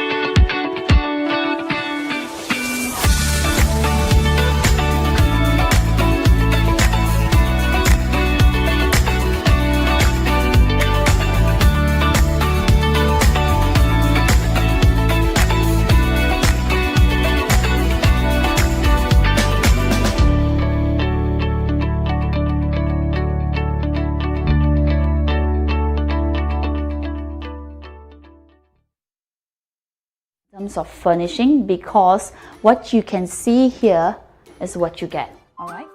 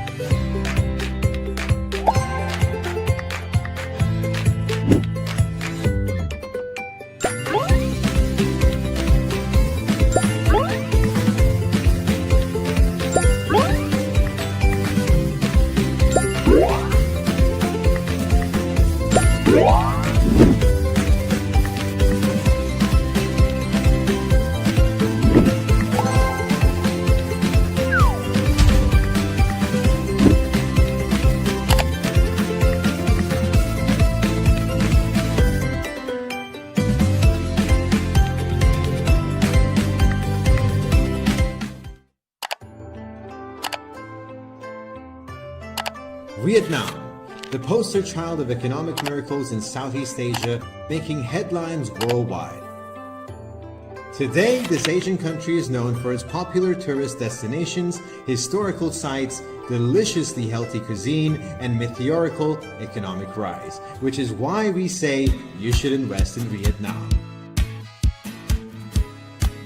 But before we dive into details, let's look into the country's profile. Vietnam is a socialist state governed by the Communist Party of Vietnam. The capital city is Hanoi, but the largest city is Ho Chi Minh. Vietnam is the largest producer of cashew nuts and black pepper and the second largest producer of coffee. Fun fact, Vietnam is consistently voted as the cheapest country to travel in Southeast Asia. Fascinating, right? Moving on, reason number 1 to venture into Vietnam is the strategic location. Vietnam is close to major cities and emerging economies in Asia as well as the world's biggest market, which is China. Other than that, Vietnam has a long coastal line which is close to important shipping routes for export and import. Next, we look into Vietnam's stable and growing economy. Thanks to the 1986's Doi Moi reform, Vietnam has moved from the world's poorest nation into a lower middle income country. The economy has also shown remarkable resilience despite COVID-19. In fact, Vietnam's growth in 2020 has been one of the best in the world. To top it off, over the span of 30 years, the poverty rate has declined sharply from over 70% to below 6%. The backbone of Vietnam's healthy economy is its supportive government policies to spare foreign investment. For example, most industries in Vietnam allow for foreign direct investment, the setup cost is low, and Vietnam has taken part in many foreign trade agreements. Evidently, we see big names like Samsung setting up their R&D center in Vietnam. Vietnam also benefits from the China Plus One strategy used by investors to diversify their risk. Lastly, let's look into Vietnam's young and growing population. Vietnam records a population of over 97 million, which makes it the 15th largest in the world. A huge population coupled with steady economic growth means increased demand for goods. There is also potential for greater skilled workforce. This is shown from Vietnam's achievements in the PISA test, which evaluates the effectiveness of a country's education system. Vietnam also scores first in the Human Capital Index score among middle-income nations. Now that you've heard all of this, you must be very intrigued. So contact us right now and start your investment in Vietnam. You can also check out our videos at IQI Global to learn more about venturing into Vietnam's real estate market.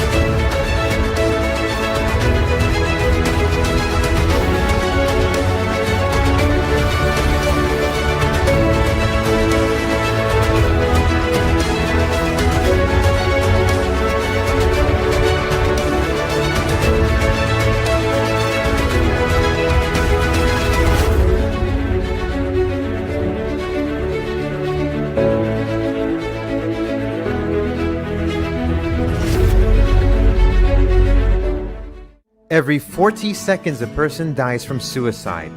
That's close to 800,000 people every year.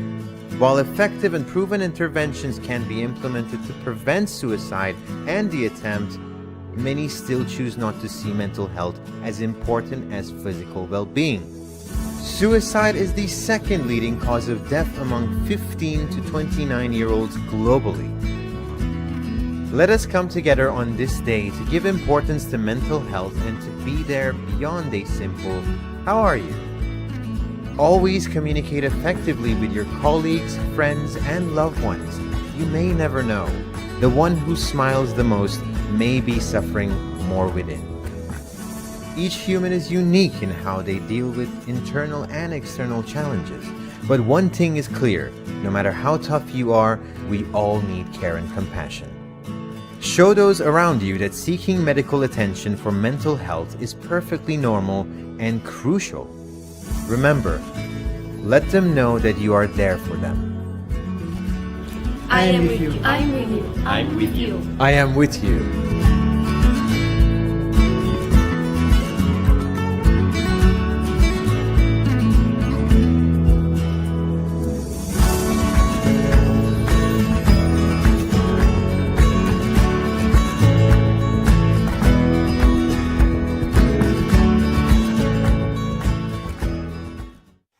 I wish. If only I could have. If only I knew then what I know now.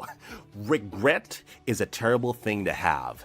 The key in life to feeling fulfilled is to make sure that all your actions are actions of intentionality.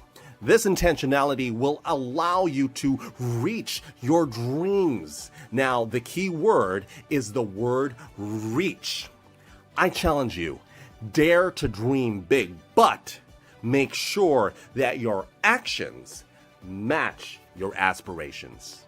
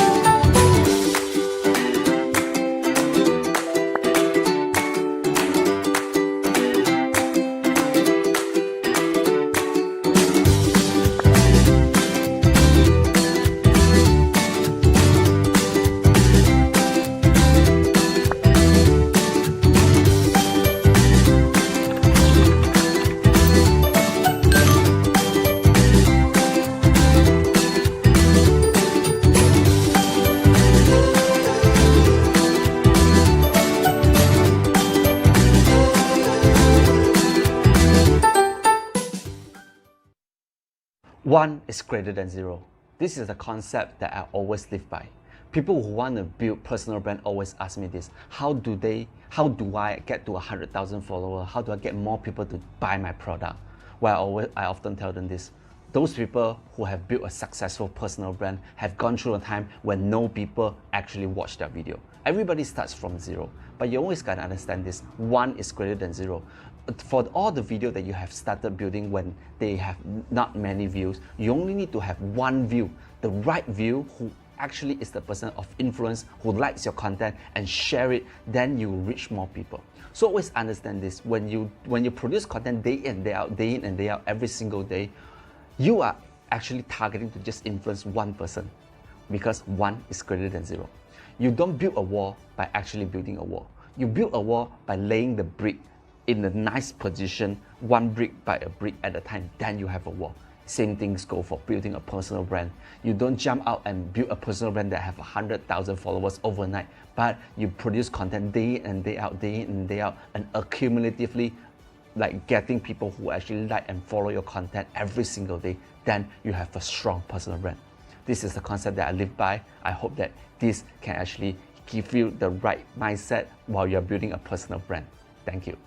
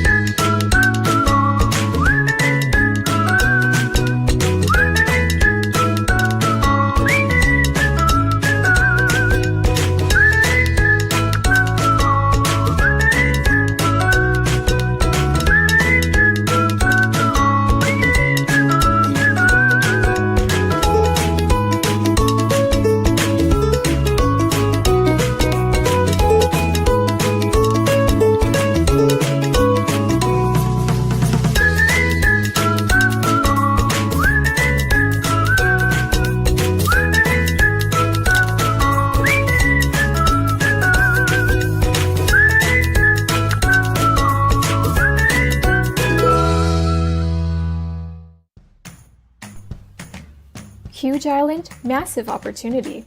Australia is turning investors' heads for all the right reasons. So, why invest in Australia? But first, a quick trivia. Stunning coastline, sunny weather with adorable mammals. Australia is the 6th largest country in the world and the 12th biggest economy. All these while the country has 3 times more sheep than its people. How awesome is that? Now, let's move on to the main part of this video. What makes Australia so attractive to investors? Number 1, the strong and resilient economy. Australia benefits from its rich natural resources, proximity to Asian powerhouses, and its network of free trade agreements. But what sets Australia apart from many is how prepared it is against crisis. When countries sunk in the 2008 financial crisis, Australia surfed unharmed. Recession? Only 3 decades ago. In 2020, Australia's COVID-19 response made for headlines, the good ones. So, if you're looking for a stable and low-risk destination for investment, Australia has that one checked. Number 2, Australia's dynamic industries offer ample opportunities to investors. The country is a significant exporter of resource and energy, agribusiness, financial services, education, and tourism. For example, Australia is one of the top 3 exporters of resource and energy and boasts the 3rd largest number of foreign students in its world-class tertiary education. Third reason to invest in Australia? Its people. The Wi-Fi, ultrasound, black box flight recorder. Australians are the brains behind some of the most groundbreaking technologies. And today, vibrant startup scene. A magnet for global talents, the Australian workforce is highly diverse and multilingual, ranking 8th in the 2020 United Nations Human Development Index. Lastly, and we think this is the crux to the country's success, Australia has laid a strong foundation for investors. The good governance, a business-friendly environment, strong entrepreneurial spirit, and have we mentioned the coast and the sun? People just love living here. There's that laid-back lifestyle that makes it a global drawcard to expatriates. So, interested yet? Start your investment in Australia with us at IQI Global today. For more info on the Australian real estate market, you can have a look at the video above.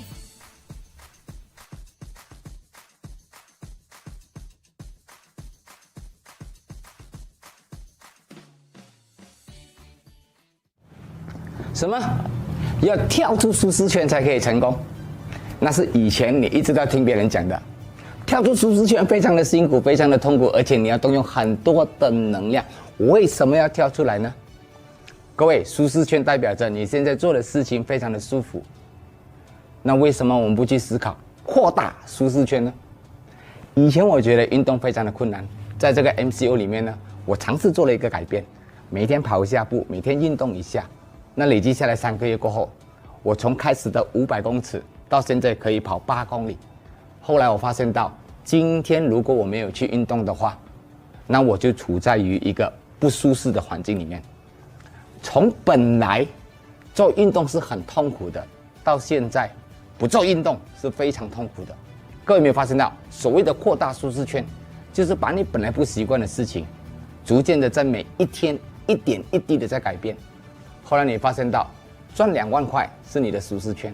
后来你发现到，学习是你的舒适圈。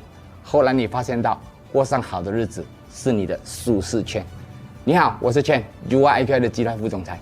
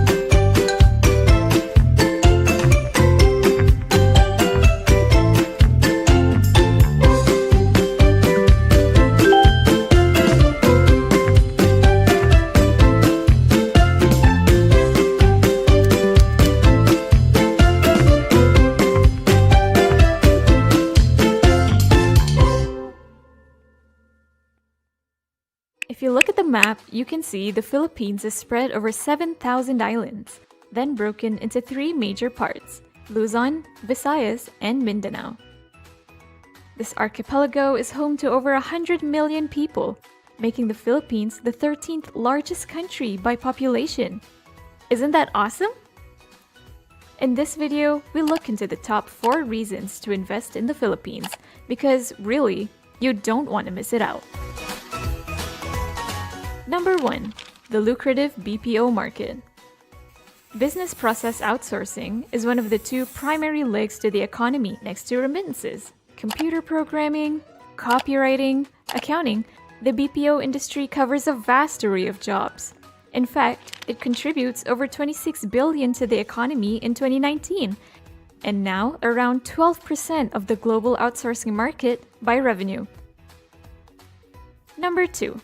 The excellent pool of skilled labor at a highly affordable cost. The majority of the population speaks fluent English. It is a primary language of business and commerce. Communication barrier? Non-existent. They're also very culturally aligned with North America due to their history, which results in a very flexible and adaptable workforce. Of course, the cherry on top is that the cost of employing the local talents here just makes a lot of sense. Third, the expanding infrastructure. The fractured island geography has long posed a challenge to the country. Under the ambitious Build, Build, Build project set in 2017, the government aims to decongest traffic, putting its notorious Carmageddon behind and bridging the digital and social gap between cities and rural areas. Thus, one industry to look out for is the real estate industry. And we're not just talking residential real estate. With the Philippines' BPO sector accelerating in growth, the demand for offices and commercial spaces will continue to shoot up.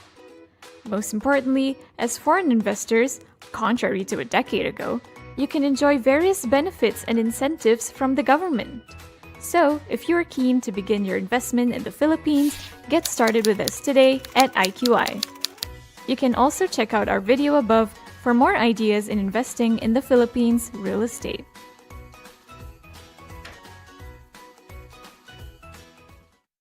Gen Z, you're not too young for the real estate industry. Your age is an age. Here's why. First, your young face will make you stand out because we don't have that many of you yet. Second, this is your time to build good relations. You're fresh, curious, eager to learn. The clients, they love to see this. And speaking of clients, learn all the tricks up your most senior teammate's sleeve to win them over. Number 4, you have less commitment at this age, so make a lot of mistakes. They are your best teachers. We also need your social media and tech prowess because real estate marketing is moving online. And last, while you lack the professional knowledge, you pack a lot of courage. Hiccups don't stop you. So if you fancy what we've just told you, take the leap. With IQI Global, we'll show you how to land strong every single time.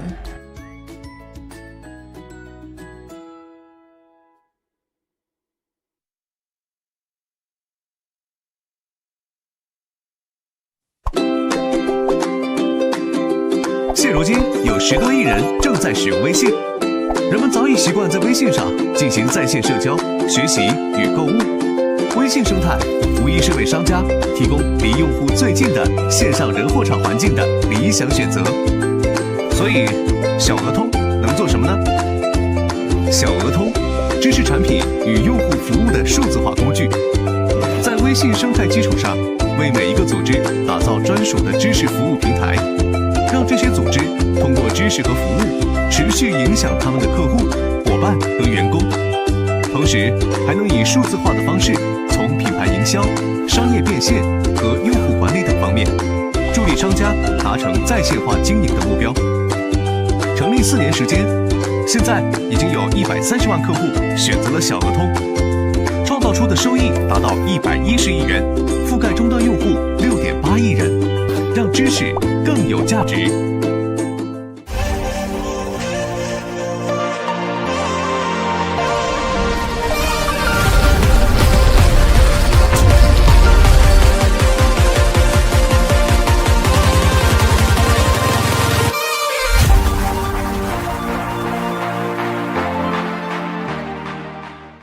Hello everyone, welcome back. I hope you are well rested and ready to continue learning more. Let's get back to the next speaker. Hi everyone, I'm back with another intervention. If you want to win this prize, make sure to scan the QR code and answer this question. What is the first search engine on the internet? Make sure to scan the QR code and answer this question. See you!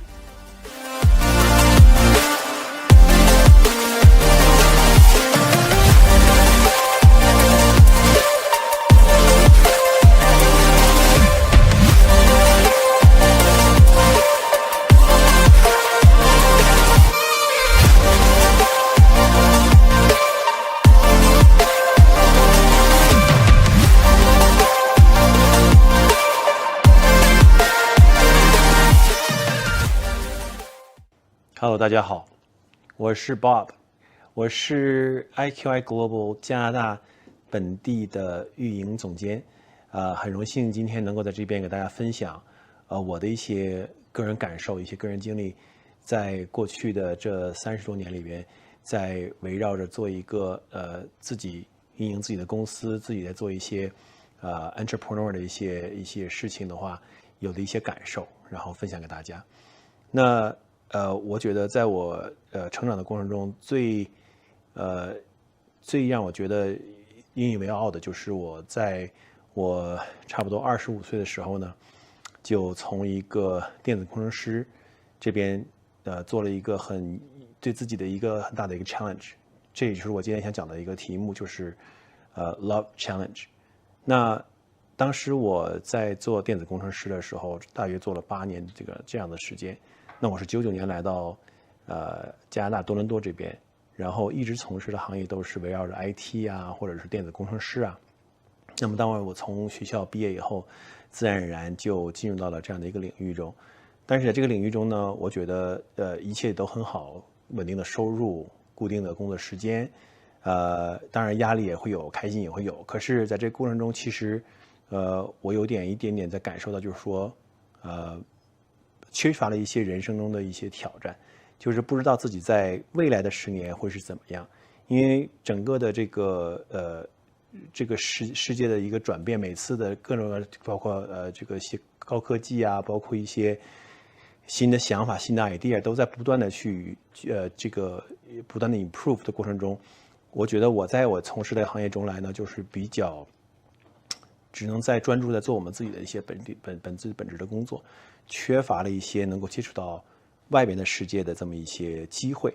那然后在我25岁的时候，我当时已经是在电子工程师的这么一个北美的一个很大的500强公司里面做了差不多有8年的时间啊，很小就开始工作了。然后后来的话，就是觉得自己要挑战一下自己，因为觉得再这么下去的话，可能未来10年我就跟我们公司的这些有经验的工程师或者是公司的 associate 一样，在自己的一个差不多很小的一个空间里，每天就是研究图纸啊、设计风格啊，就会觉得缺乏了一些挑战。那我就在我30岁的时候提出了一个想了这么一个念头吧，就是想转行。那其实很多人，尤其在加拿大这边的话，大家都会很羡慕我以前有一个这样稳定的工作，有一个这么稳定的收入，然后都会就是保持这种怀疑的态度，甚至我自己的父母啊、自己身边的朋友都会去保持一种保留态度，就会说，你看在海外生活，一个人很难能够找到这么稳定的工作，可是你为什么突然间要换一份工作，而找的一个，当时我选择的行业是地产行业，那我在这边做地产这个销售这边我已经做了差不多这已经是第12个年头了。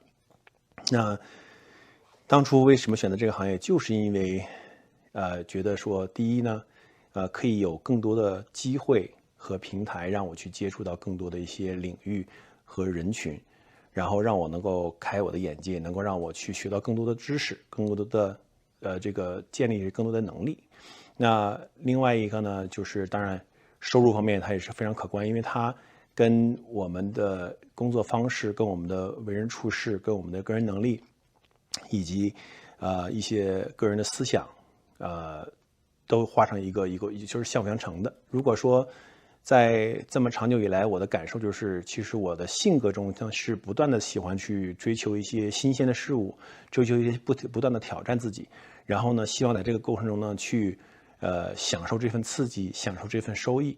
那当然，我会在选择这个行业的时候，就自然而然选择了做销售行业。可是，在销售行业里边呢，在我们加拿大本地呢，其实地产行业是一个一直以来是一个非常火热的一个行业，并且呢，也是一个它可能跟其他的国家略有不同，它是因为都是 entrepreneur，就跟当地的律师、医生、牙医都是类似的一样的工作，所以在这个过程中，其实想要有可能进入到这个行业中来，是先要经过一系列的一些考核的过程，拿到一些执照这样子，所以它是一个比较受青睐的这么一个行业范畴。那当然也有很多人不太愿意做的原因，就是因为它是完全靠自己，在从始至终的去开拓市场，去制定自己的工作系统，然后去不断的做市场推广。那在这个过程中，其实你就会要学习到，甚至是要熟知很多不同的领域的一些知识和能力，去不断的要去完善自己。那么这个也就跟我当时在从事 IT 行业或者是工程师行业的其实有相同之处，就是你不断的要去 improve 自己，然后不断的要去学习，因为你无论什么，它都在每个世界都有一些新的知识点、新的一些资源资讯会产生在我身边，那么我就不断的去吸取这些新东西，那我就觉得这一种的快感是让我觉得在以前的行业里是找不到的。所以在加拿大这个地方，尤其是一个我们说资本主义国家、社会国家，大家都是在忙于说，就是有的人可能是比较喜欢在公司工作，或者是在一些企业里工作。那么也有这么一大部分的人是在追求的，就是有自己的生活的 lifestyle， 有自己的一个工作 style， 然后呢有自己的个人的时间，有工作的时间，很好的合理去安排，有很多的灵活性，很多的自由性。那这也是我另外选择这个行业的一个原因。那就像我说的，I love challenge。那在这个 challenge 的过程中，他所收获来的东西可能是知识，可能是人脉，可能是资源，也可能是对自己不断的一种完善。所以呢，这个也是我这么多年秉承的一个心态，维持着做 entrepreneur 的这么一个思想。然后呢，也比较受惠于这个之前我当时。受益于我当时在做这个电子工程师的时候，一个工作的一个思维模式，就是它会有比较逻辑性强一点，然后做事呢是比较系统化的，一个比较平台化的。所以呢，当时在我接触到地产行业的时候，然后甚至是我认识到了 IQI Global， 甚至到了 GY 的这个 GY 网的一种运营模式上，我深深的感受到了一种平台化、一种系统化的一种先天的优势。所以在地产这个行业中，当我们去面临各种各样的挑战的时候，我们也会选择，就以我的经验来说，我们除了面临这个挑战之外呢，就要想的是怎么样能够迎合现在的这个社会，迎合现在的这个时下的一些流行的一些话题，让自己很快能够去适应，不要会去被 left out。那这一点是做 entrepreneur 很重要的一点。那当然就是 always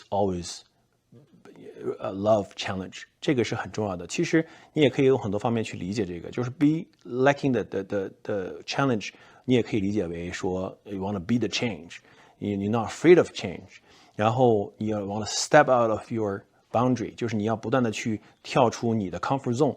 那这些都是可能我们同样的一个理解方式，同样的一个理念，说的同样的事情，就是说你要超越自己，不要把自己就是限制了自己，因为可能你现在在此刻你可能很 comfortable， 你可能在做你很想做的事情，可是你要看到说每个行业有的时候它都有它自己的 limitation。当然如果今天你选择的行业是你有兴趣并且很热衷于做的事情，那我相信你会做得很好。同样我也是这样，我相信我要做的事情的话，它是我喜欢做热爱去做的事情，那么我一定会做得很好。所以我选择了我要去热爱，我要去拥抱挑战，拥抱 challenge。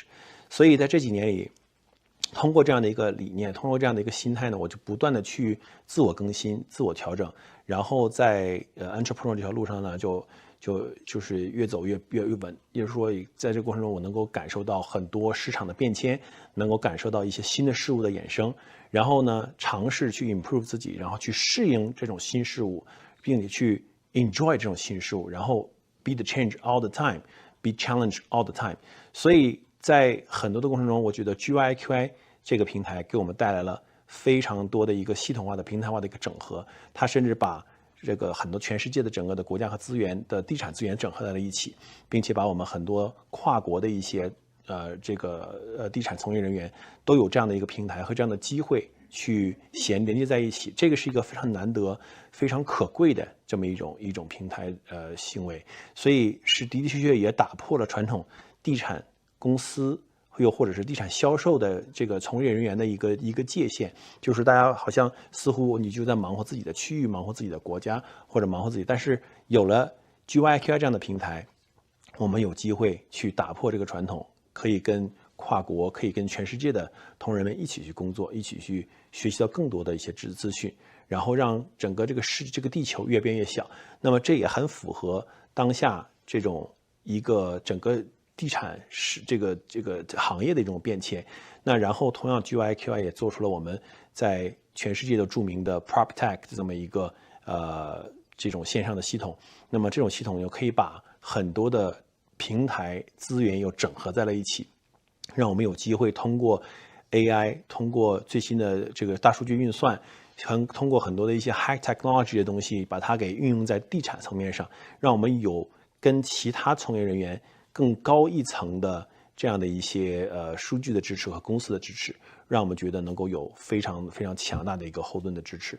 这一点是我另外一层感觉说，就是说新的一些事物或者一些挑战给我带来的一些收益。所以在这边我很感谢我的公司 GYQI 给我这样的平台，然后今天也能有这机会去很荣幸的在这个 Adapt Convention 这块给大家可以去分享一下我的见解。那我希望就是说，如果今天您在考虑说要去做 entrepreneur， 你要在考虑说自己从业创业，好，那么我希望你大胆的去做，不要太去介意别人怎么去说，只要这个事情是你想做的，而且你觉得是合情合理应该做的事情 ，just do it， 因为你做了才知道它是不是对，是不是符合你的。然后 challenge yourself every day， 永远都是不要满足，然后永远也不要轻言放弃。就是很多的事情，只要你想做就做。有些人跟你说这个事情不应该做，不适合你做，或者你 you know why you have to do that？ Okay, don't even think about it。这些人就是他只是在这个过程中他去扯你后腿的人。如果这些人的建议能够这么容易让人改变一些信念的话，那么就不会有今天的这个 Elon Musk， 就不会有今天的这个 Steve Jobs， 对不对？所以往往的时候，可能我不是 Steve Jobs， 我可能也不是 Elon Musk， 但是这种理念是一定要有的，是要永远去 be the challenge， challenge yourself, be the change， 然后永远的去敞开一个 open mind 的一个心态，这样的话，在你未来的创业的道路上，会给你有一个非常大的一些支持。一些给你铺一个非常稳定的路，所以 mindset，OK，love challenge，love change，OK， 好的，谢谢大家，今天就是 share 到这边，感谢。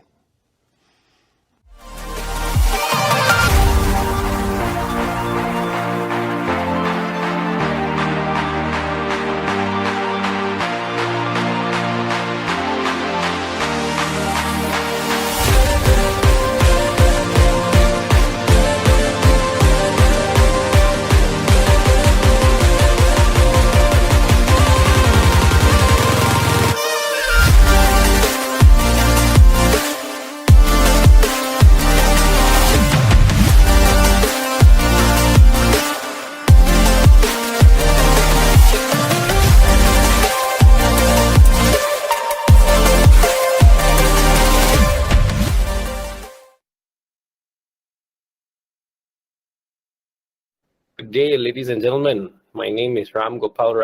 I'm the Director of Strategy and Innovation at AirAsia Academy. And today I'll be talking to you about programming through the decades and why you should get started in software development.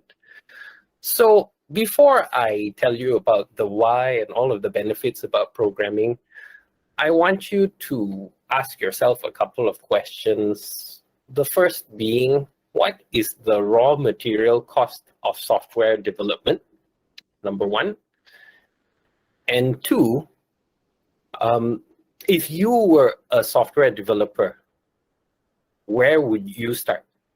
So I want you all to have the answers to those two questions in your head. And let me tell you about where I started. I started around 1987. And back then, computers had about 0.5 gigabyte of memory. Now, not RAM, the hard drive was 0.5 megabyte. Okay? And when you're talking about RAM, we used to have something called Stack Overflow. Now, it's not the forum that you know today. Our stacks used to overflow all of the time because we only had a couple of bytes of RAM. We actually had to use floppy disks to maintain the memory in our systems.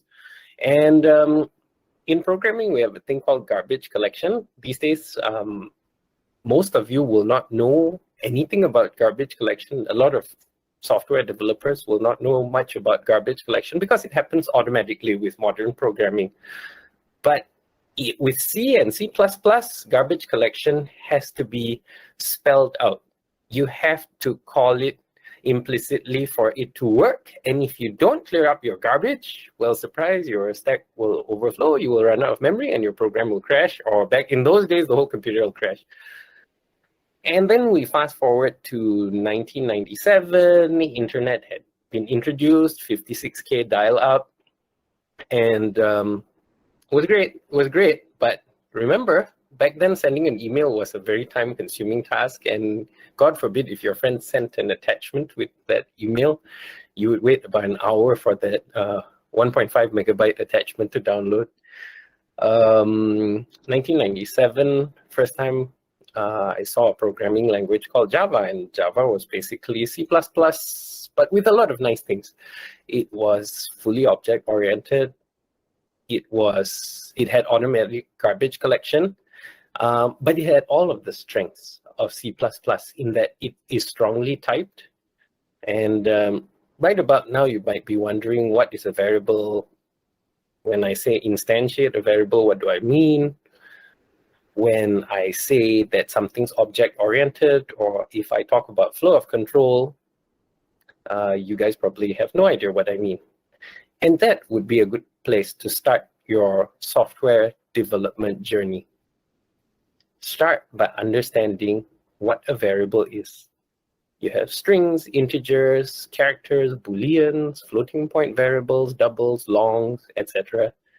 Flow of control, you have for loops, do-while loops, while loops, if statements, if else, and so on and so forth.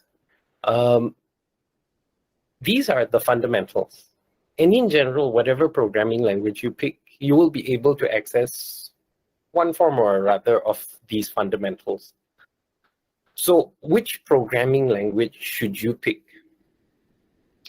Well, that depends. What do you do? What do you want to build?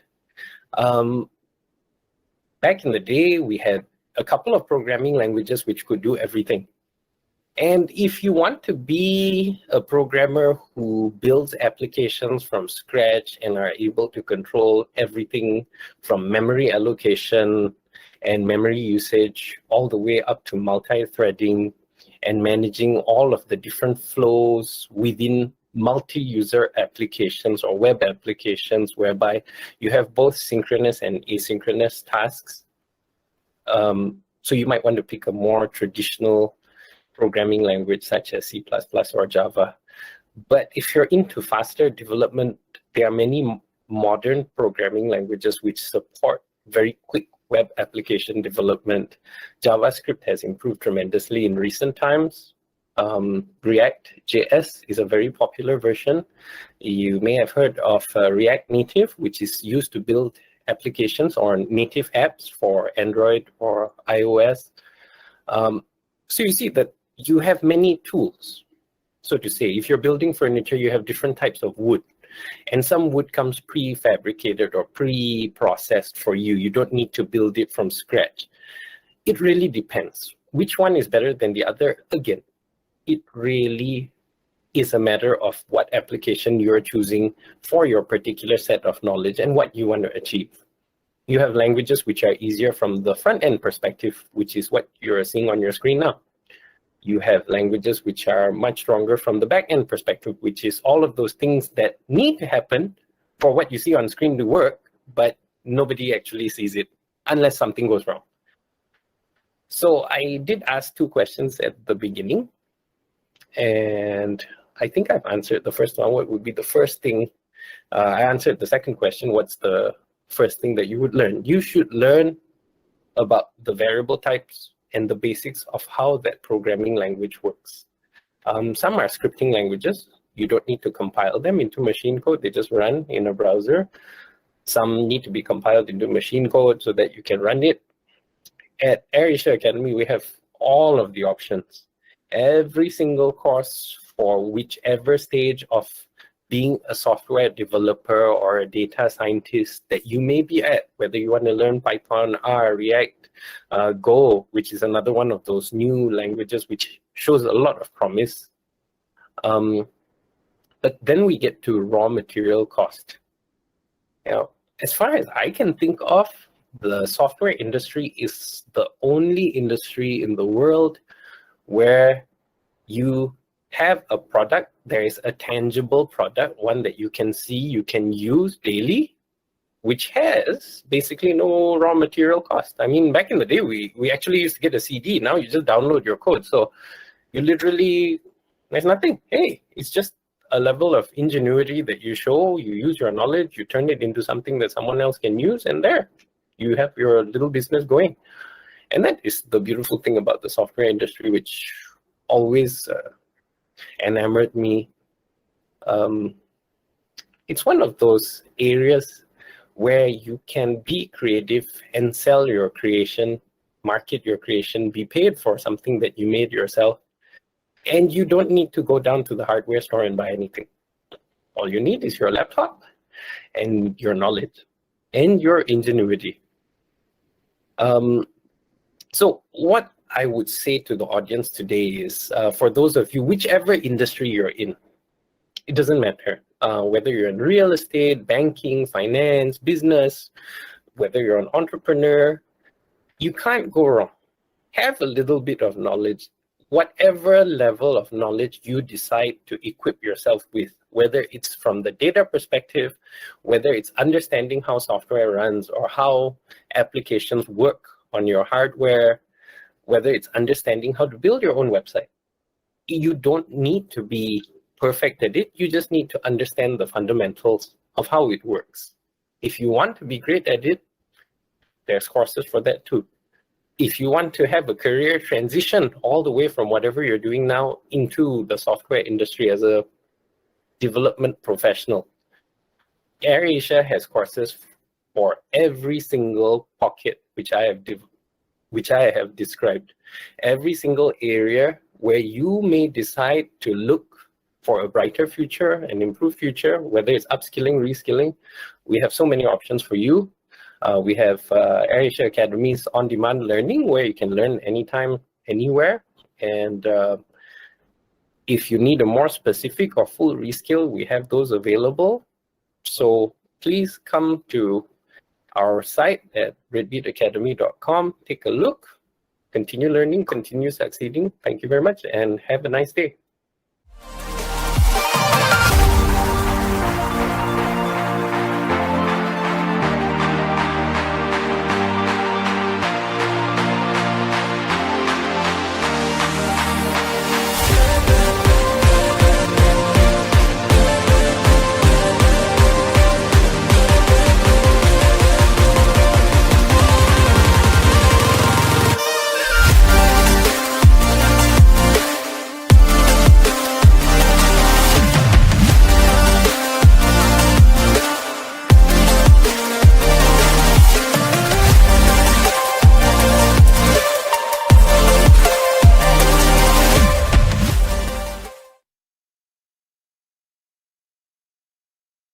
Hi everyone, I'm Richie Yu from AirAsia Academy.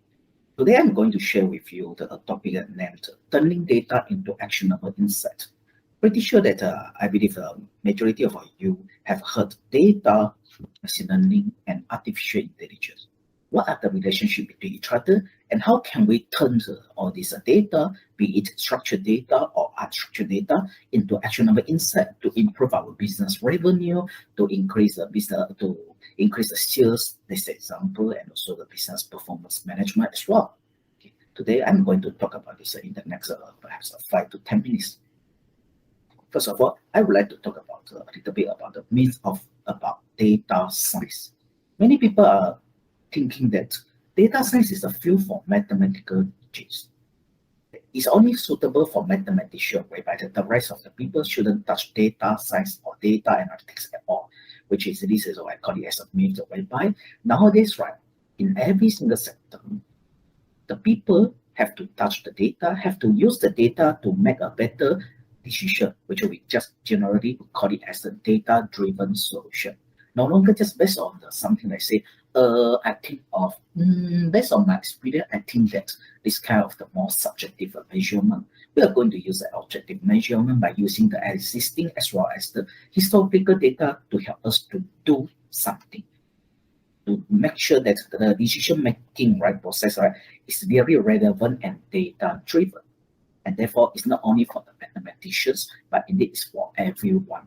Every one of us can actually touch this data analytics, and it's very important for us to improve our business. Second, some people might have a thinking or mindset that whereby learning a tool is equivalent of learning data science. The answer is yes and no. Definitely, learning a tool here is referred to, let's say, a software tool or else a programming language.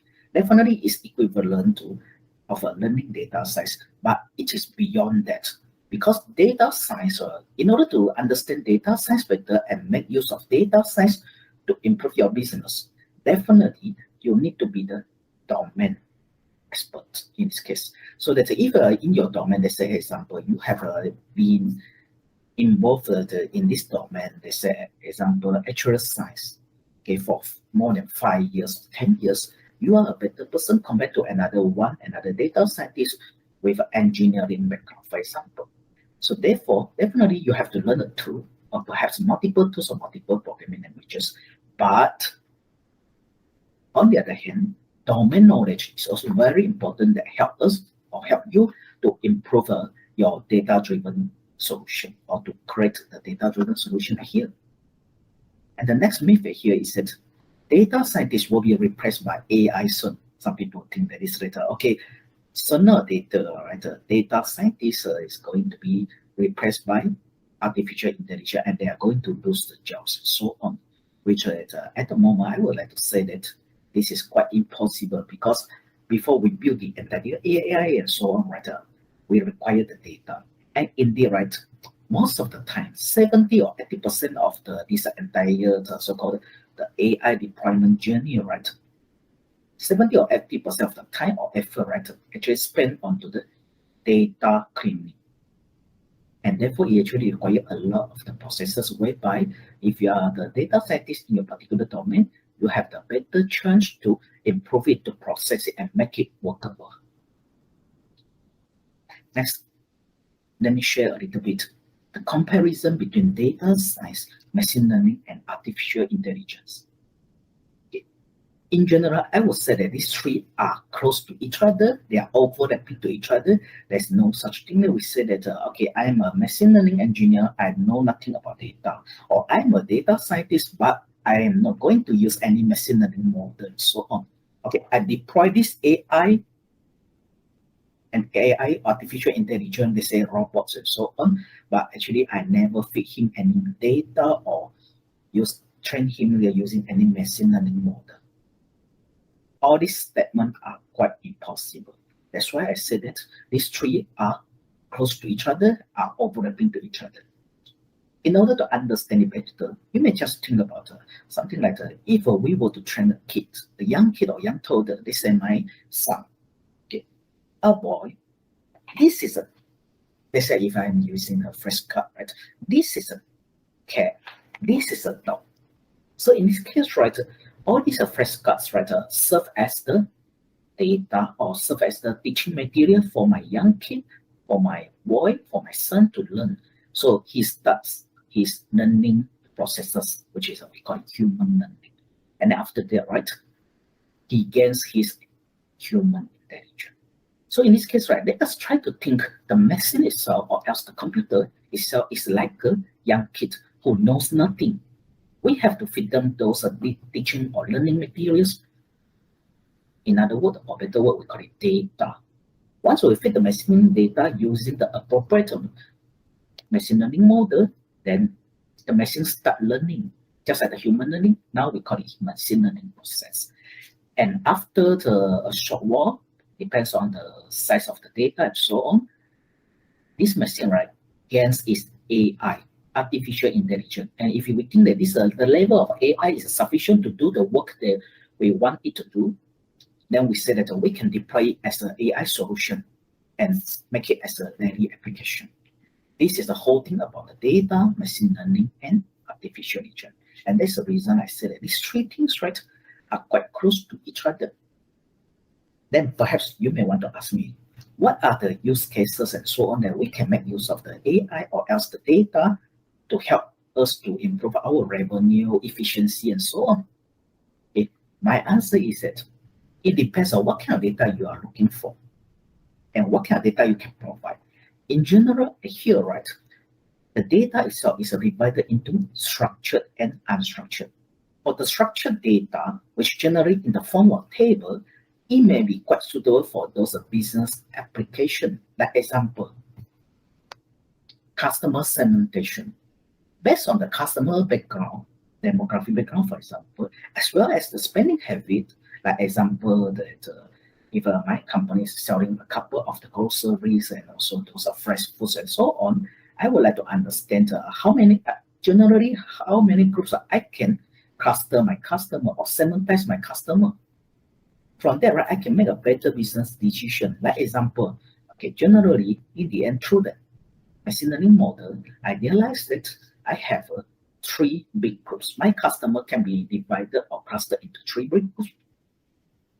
Then group one, generally they prefer to buy this item, let's say the fresh food, with this amount.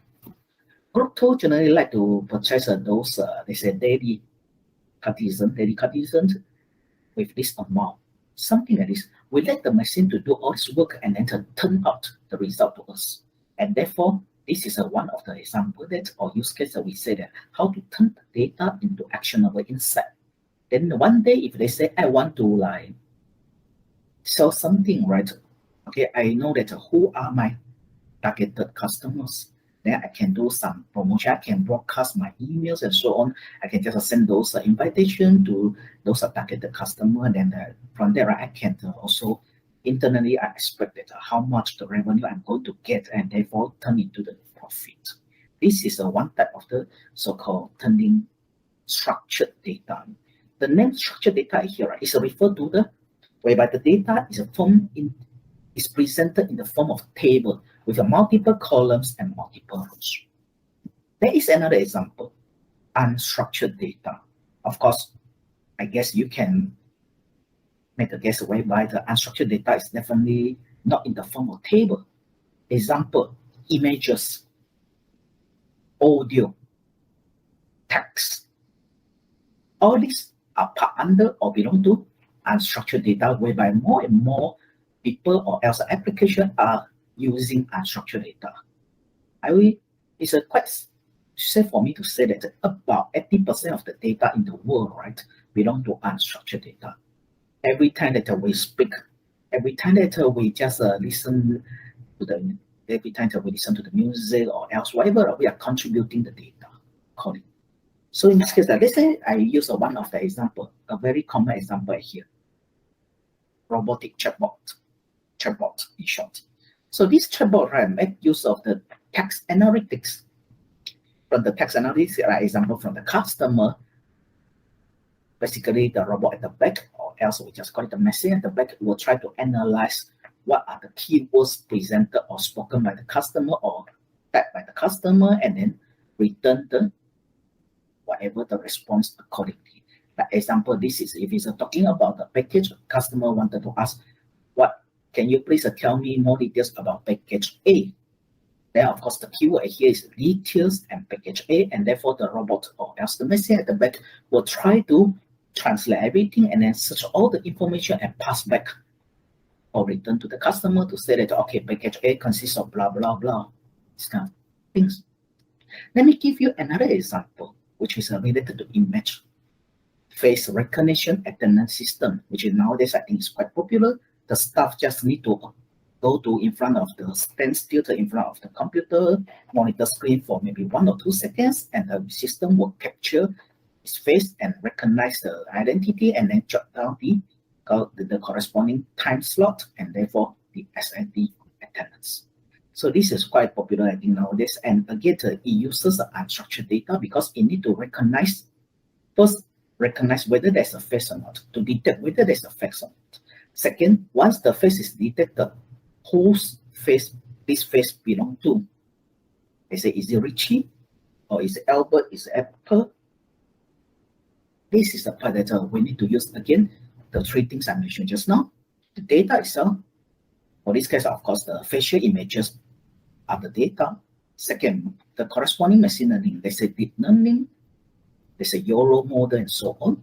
And the third one, we deploy it as an AI solution. They say we host it on the cloud. Cloud computing comes in.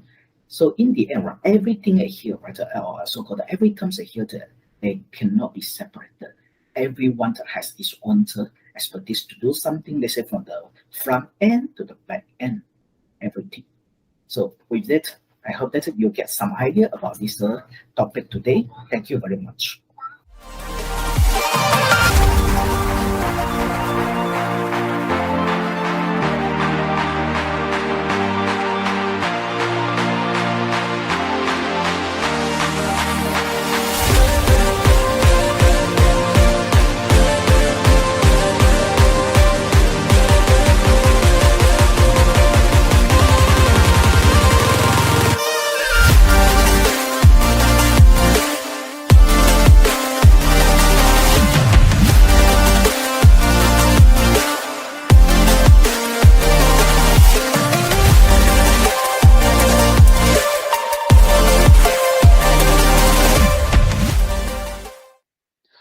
Hi, my name is Robin, lead digital marketing trainer at AirAsia Academy.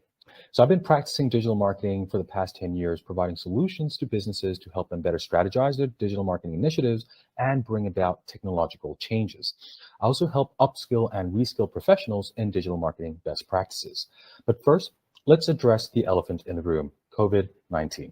So how has the pandemic affected consumer behavior, and what are businesses doing to adapt to the new norm?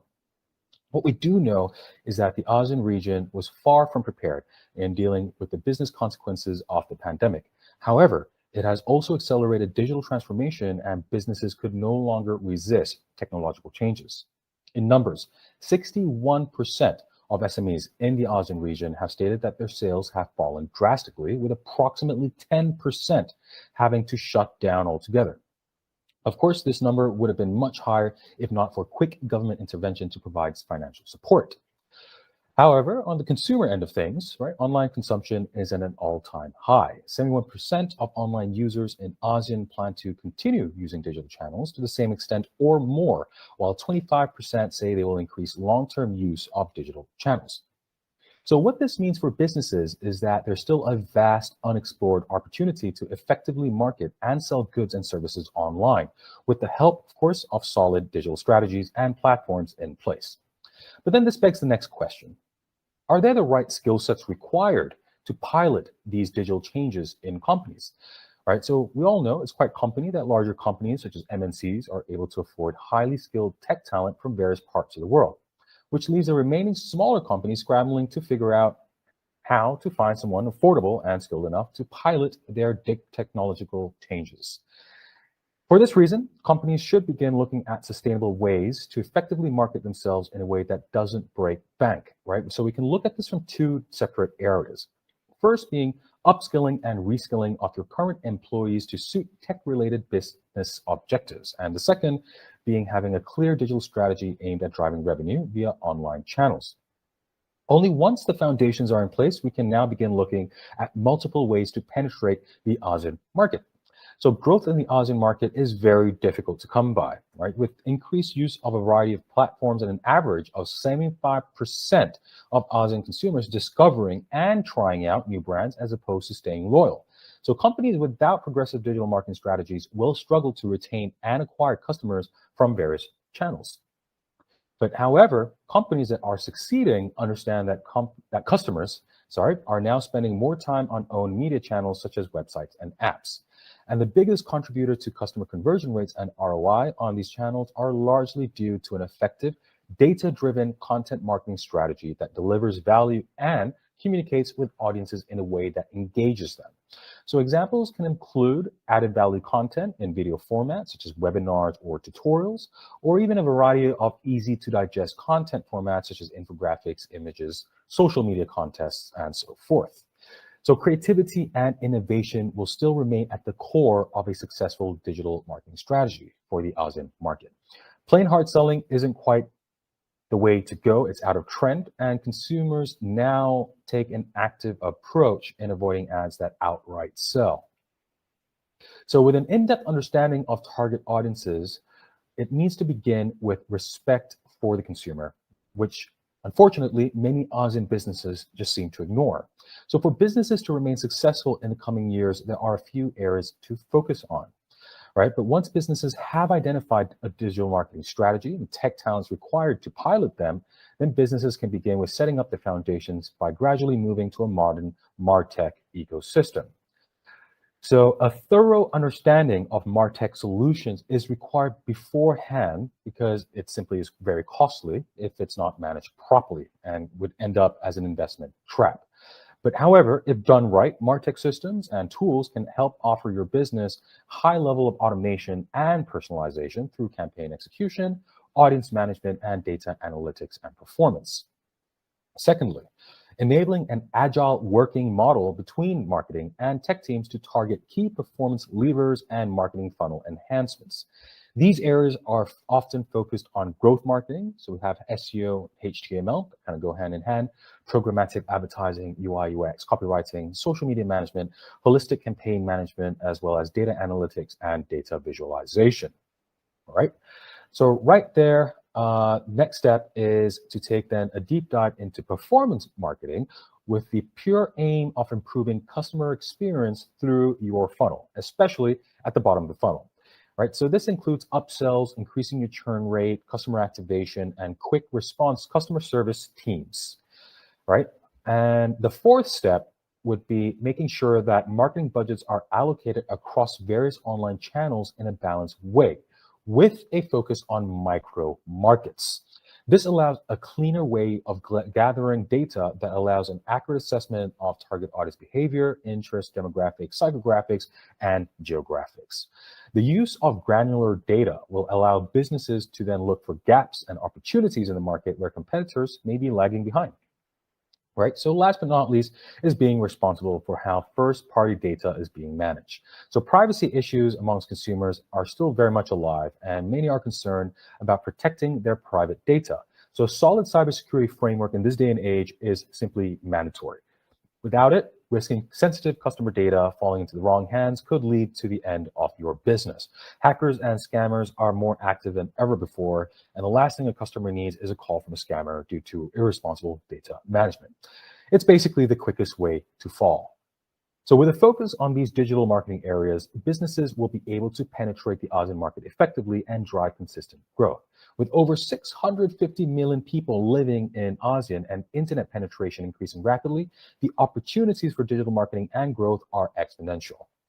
So here at AirAsia Academy, our trainers are equipped with the type of knowledge, experience, and skill set required to take this digital leap with minimal risk. So when you're free, please do check out AirAsia Academy to find out how we can help your team grow in the digital age. So thank you very much for your time and hope to see you on the other side.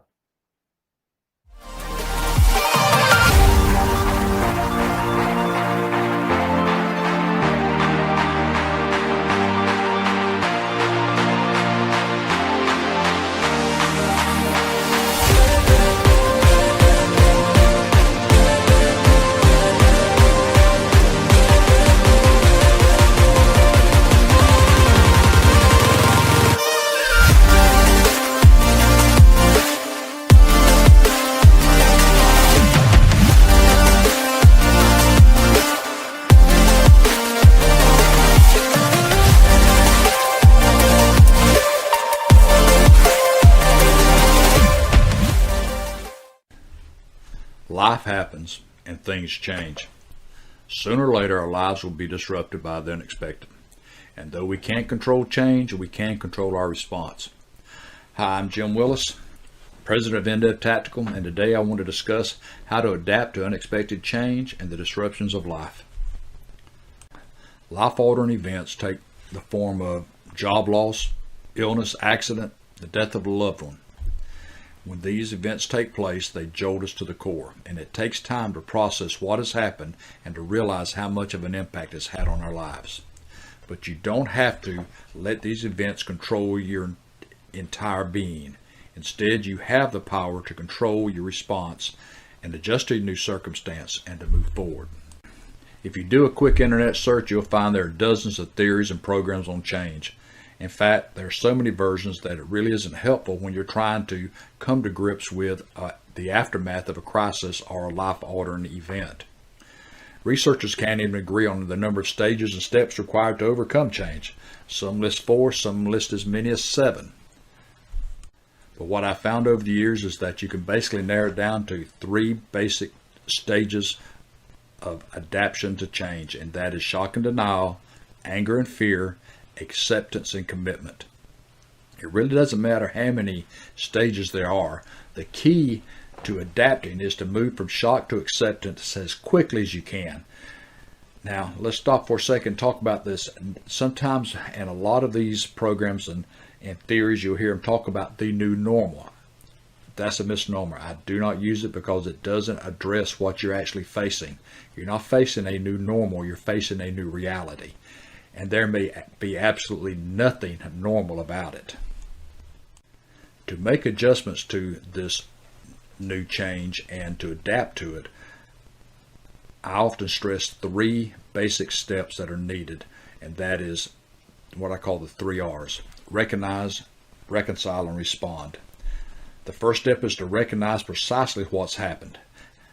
Not facing the reality of the situation will have increasingly negative consequences, so as quickly as possible you have to take stock and recognize exactly what has taken place. The key is to recognize what has happened and allow yourself sufficient time to adjust emotionally to this change. Part of the recognition process is to realize that some events will have a shorter emotional lifespan than others. Some of them, if they're extremely traumatic, will have emotional or leave emotional scars for the duration of your life. You never get completely emotionally detached from it. Others, you'll get over in a couple of weeks. It's just all depends on how emotionally engaged you are in the particular circumstance or situation that's taken place. Once you've recognized the change and its emotional consequences, you can move to the next step, which is reconcile the impact of the change.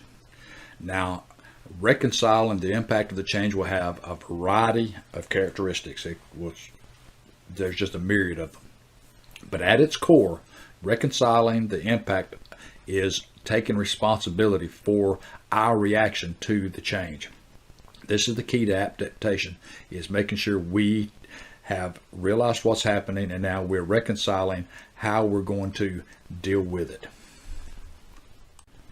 To truly understand our new reality, we have to take a cold hard look at where we were compared to where we are now. Now, this is not a nostalgic look back at the longing for where we were. This is looking at what we had here and what the circumstances we were under here compared to the circumstances we are now. What is our new reality? And then we begin to put the pieces of the puzzle together. And there are a lot of components to this. It could be physical, financial, it could be health issues. The list just goes on and on.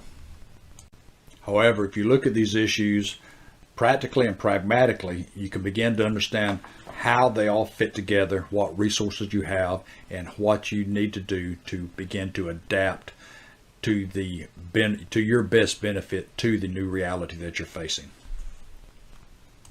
Now that we've reconciled the change, we know exactly what our new circumstances are and what resources we have available to us. Now we can act. Now the next step is to respond. You can now respond in a proactive manner that will maximize the level of control you can have over your life in this new situation. Now understand, I'm not saying you will have complete control. You may or may not. It all depends on the circumstance itself and the change that's taken place. But by using these steps, this will allow you to maximize what control you can have over your new situation. Response may mean changes in location. It may mean changes in education, changes in jobs, changes in lifestyle, but whatever it is, we can now overcome this life-altering change with courage. And courage is the key to overcoming a life change and adapting to it. Now, don't mistake courage for machoism or bravado. It's neither of those. Courage is taking a realistic look at what has transpired and admitting to yourself that you're scared, but you're moving forward despite the fear. Courage is facing the reality of the situation and determining what you can do to overcome it and taking those steps and taking action. A proactive response will allow you to see both the good and the bad, have a solid look at where you're at, have solid foundation, and will give you the confidence to determine how you're going to move forward.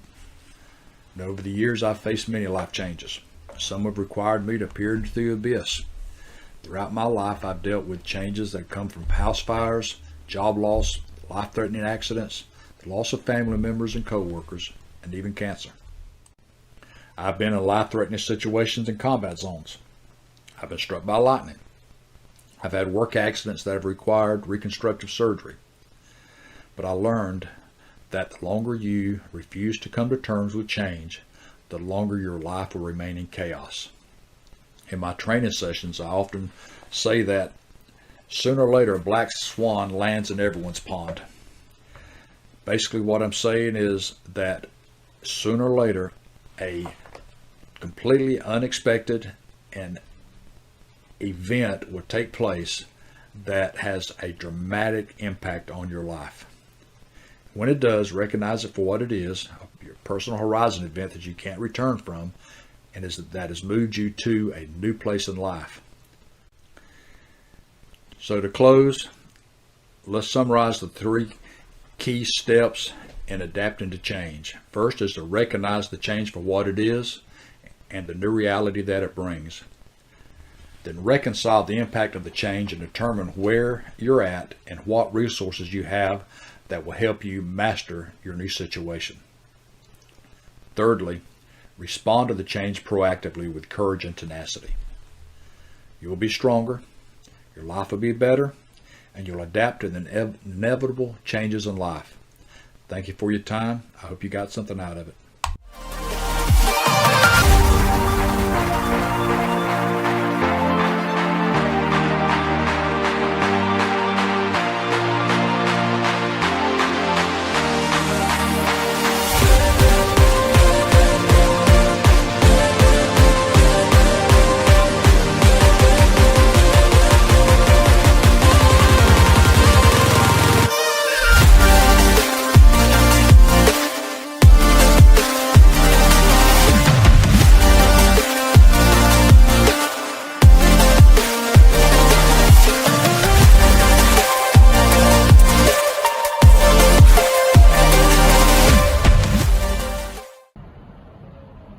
Hi everyone, I am Ibrahim Nureni, the co-founder of Liba and Sophie, an organization that seeks to democratize research materials in Africa. I'm delighted to be one of the speakers for ADAP's International Convention. That's the largest Asia's convention. I'm going to be talking about building prosperity through entrepreneurship, and I'm going to be driving us to how do we build prosperity with our businesses. To begin with, we all know what entrepreneurship is all about, but I'm not going to delve into that too much. I'm going to talk about prosperity. So what is prosperity? Is it just all about making impact? It is also all about having high returns on investment? I think it goes beyond that. When we look at the word prosperity in the entrepreneurial concept, it's all about market creating innovation. How do we build businesses that is market creating? How do we build businesses that could go into the world and solve numerous problems happening around us? How do we build businesses that would last for years and continue to make impact as it goes from nothing to something? And that's what I would like us to think about. In our businesses today, I would like you to think back and ask yourself this question. Am I really building a market creating innovation? How many markets have existed out of my business? If you can answer this question successfully, I feel you are doing well in the entrepreneurial space and you are building prosperity through entrepreneurship. But the answer is no. We need to go back to our drawing board, go back to our design thinking process, and begin to look for ways in which our businesses would be market creating and would solve different issues happening on the African continent or in the world at large. Now, what is market creating innovation? And what is prosperity? I'm going to join the two together with the formula. And it is a business solution that has multiple ideas coming out of it. And those multiple ideas are meant to improve the life or the society we live in different ways. And one of the ways is generating great employment opportunities for the people and lifting many people out of poverty. If you could have a business idea in which we could get multiple markets out of the business, and those multiple markets could go out there to help solve unemployment issues and lift people out of poverty, we are in the space of market creating innovation. And I think I need to talk about NGO a bit before I go into market creating innovation in detail. What I tell people that have an NGO project is that you need to build your model in the sense that the problem you hope to solve or you're solving today does not exist in the next 10 to 15 years. If you could have that kind of model, then you are building a market creating innovation.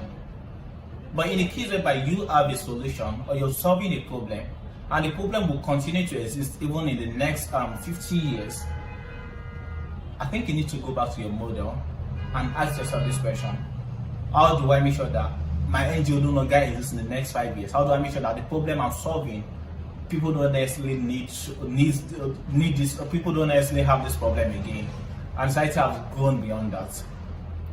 For a particular example, if your problem is all about solving unemployment issues in the country, it is not just all about doing sensitization or connecting people to employment opportunities. It's all about building entrepreneurial mindset in the minds of the people and let people go out there and also employ people or build that same entrepreneurial mindset and grow. But in the case whereby you are connecting them to employment opportunities, it is good, but the reality is that it will not solve the entire problem. Just think about an NGO in which it's all about digging boreholes for people in the remote areas. Now, what didn't happen when the borehole has issues? Who are they going to call? What then happens if there is nobody to repair it for them? Or what if there is even someone to repair it for them and they do that? What then happens if it has issues in the next 2 years again? Do you continue to repair the borehole, or you think about building a system in which whether you build boreholes for them or you do not, they would always have access to quality, they will always have access to hygiene water around them? And that's the kind of business we really need to build on the African continent or in the world at large today. So I'm going to talk about Mo, for example. Ibrahim Mo is one of the great business leaders we have in the world. When he wanted to build a telecommunication company, that's Celtel, on the African space, what did he do? Imagine building a telecommunication company in a continent that had no electricity or had no good roads. How would you be able to succeed? But wasn't thinking about the problem. He was thinking about the solution. He was thinking about how the solution would be a market creating innovation. How the solution would help a lot of markets to flourish. And the market includes people in the energy space and the like. Like, how do I build this system for them? But when he came into the African continent, there was no light. What did he do? He didn't relent. He made sure that there was electricity in different areas.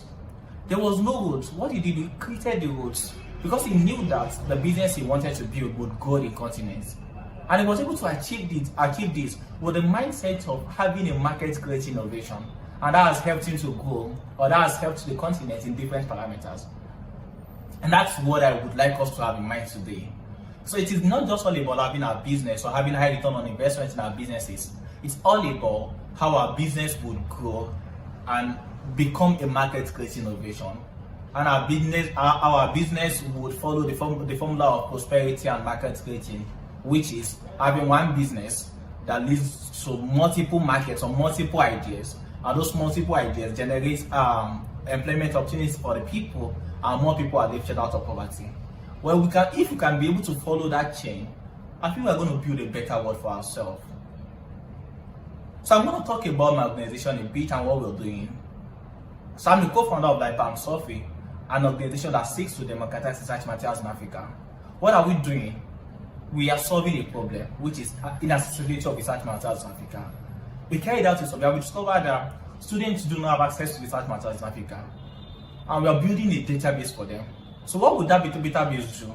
The database would not only accommodate research materials on the African continent, but we would make sure that the ideas in those research materials are well deployed to solve Africa's pressing problems. And this is an example of market creating idea that I would like us to think about. Just imagine a database accommodates thousands of research materials or billions of research materials, and the ideas in those research materials are deployed to solve different problems happening in society. This simply means that society will grow from nothing to something, from the level of 0 to 1. And I'm not the only one in the market creating innovation space in the world today. We have MyStart, which was actually built by some of my colleagues at Nigeria University of Technology and Management. And they are kind of building a software where people could actually save as they earn and save as they spend. This is a great idea because they are making people to save unconsciously, and that would help them when they need financial, that would help them as a financial backup. And that's the kind of idea I would like us to think about. How do we build a sustainable and prosperous business that would help the world to become something today? So I'm going to leave you with this one word. With this, I'm going to leave you with this sentence. Entrepreneurship is a service to humanity, and we all need to serve humanity in different folds. Thank you so much.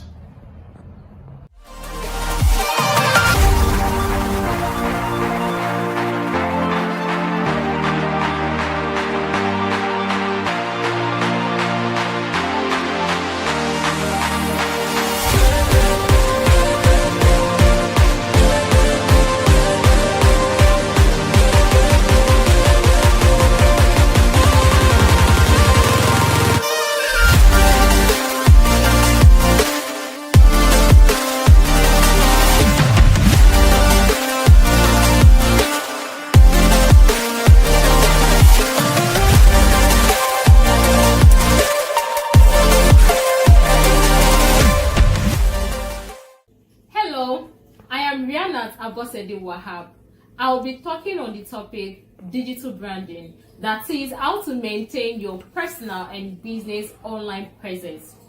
First, I want you to understand that a brand without a presence is like getting or buying a car without tires. It's definitely not going to take you anywhere and you get stuck.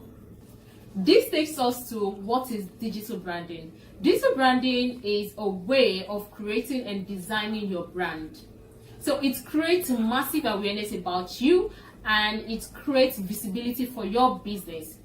Digital branding is a way to connect with your audience. You get to interact with them on all social media platforms. You make use of online online platforms like your website, applications, your social media platforms like LinkedIn, YouTube, Twitter, Instagram to connect with your followers, to connect with your consumers. So digital branding makes it possible for you to be able to interact with your customers or your consumers every single day on social media platforms. So this involves you replying their direct messages. This involves you finding a great content to post on your social media platforms.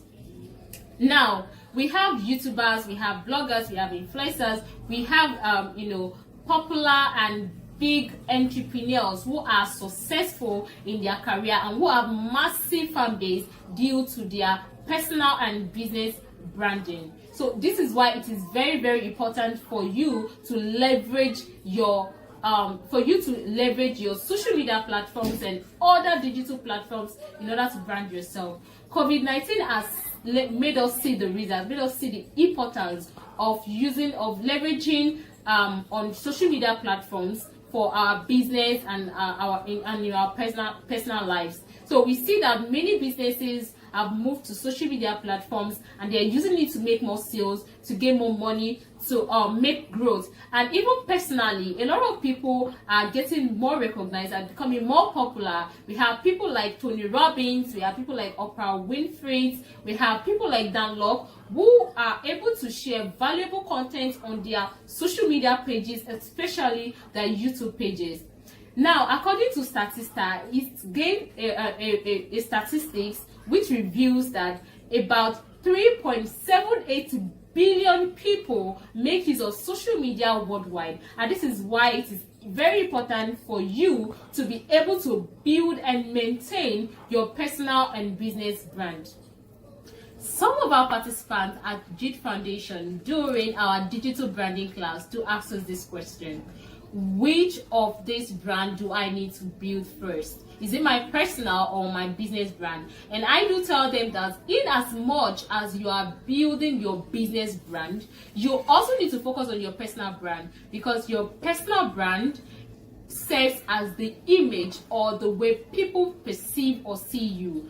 It is a way of building your reputation. So you need to be very, very careful how you build your personal brand and for what purpose you want to build it for.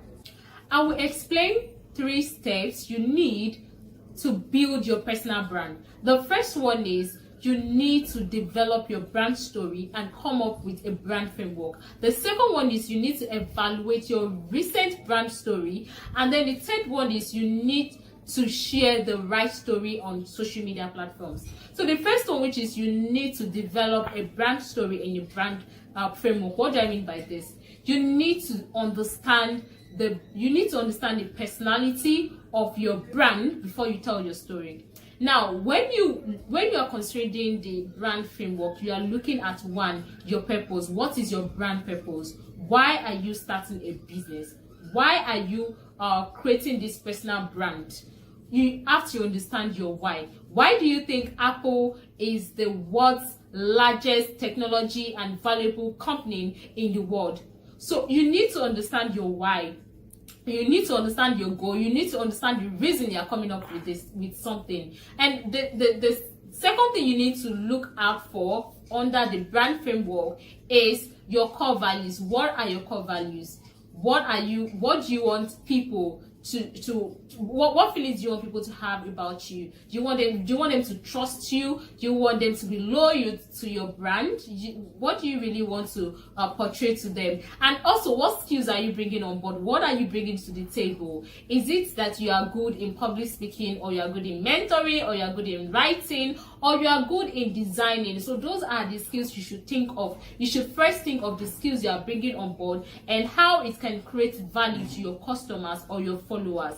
And also, what other soft skills are you bringing on board? Are you a person who is a good team player? Are you creative, innovative? Do you have emotional intelligence? And so on. So these are the things you need to do. And apart from you bringing something to the table, apart from you portraying your skills to your followers, to your audience, you also need evidence to back up your claims. If you say you're a writer, if you say you're a public speaker, if you say you're a graphic designer, where are the claims? Have you gotten an award for it? Have you gotten a recognition? Or do you have photos, you have videos to show for them on social media platforms? As a public speaker, you can have a YouTube page, a YouTube channel, or a YouTube platform where you display your speaking engagement. And for writing, you can also have a blog where you have where it features your write-ups. And then as a graphic designer, you can have a social media page where people can see your designs, people can see that you are good at what you do. So having a personal brand like that, doing that would make people believe that you're an expert in your field. Another thing you need to also look at are the strengths. What are your strengths? You need to look at your strengths. You also need to look out for all these things. Now, in telling your story, when you've already come up with your brand framework, you'll be able to tell your story the way you want it to be told instead of the way you want people to say it. You will say it exactly the way you want people to see you, the way you want people to perceive you. Now, the second one, which is evaluate your recent brand story. When you browse your name on Google, what pops up? Is it your LinkedIn profile? Is it your Facebook profile? What pops up? So also, what are the information that show the world about you? What are people saying about you? You also need to check the Google images. What are the images coming up when you type your name? Do you see a professional picture of yours? Or is this some some pictures you do not want people to see? Or is it even bringing someone else's image in your name? So when you notice all these things, when you realize that you browse out your name and then it's bringing someone else's image, or you browse out your name and then it's not giving you the right pictures, it's not bringing out the right image, then you know you have a lot of work to do. Because there are a lot of employers that look at they look at employees or job seekers profiles just as part of the recruiting process. So they look at your social media pages, they look at your profiles to know if you are someone they can work with, to know if you are someone they can employ in their company. The third one, which is what story are you sharing, is very, very important. So you also need to look out for what you are writing on your social media pages. What comments are you making under people's posts? Are you the one that insults people, that post anyhow comment, you just insult people, you rant on unnecessary argument and so on? So what do you make use of? What do you like? What do you comment on? What posts do you comment on? Who are the people you follow? All these things are very, very important. You have to make sure that you follow the right people, you post the right thing, you write content that are valuable to people. This way you get more followers, you get more audience, and then you'll be able to create a positive and good personal brand. Business branding, on the other hand, is the way people interact and recognize your brand. So how are you communicating your brand personality and value to people? So there are a few elements, and I'm going to just mention just 3 of them. There are a few elements you can use in building your business brand. And the first is your logo. How is your logo communicating your brand personality? How is your logo communicating your brand value? Let's take Apple logo, for example. Apple logo is something that is very simple and something very memorable, because when you look at the apple, that is the fruit on its own, it's something that is quality, that is expensive, that comes with quality, expensive, and luxury. So people associate all these things with the fruit. So the founders, came up with that kind of logo in order to communicate to people that we are giving you valuable services, we are giving you valuable products, and we are giving you something very, very tangible. So that is why when people think of this logo, they think of the fruits. Especially in Africa, they think that, okay, when we are looking at Apple products, we are looking at quality.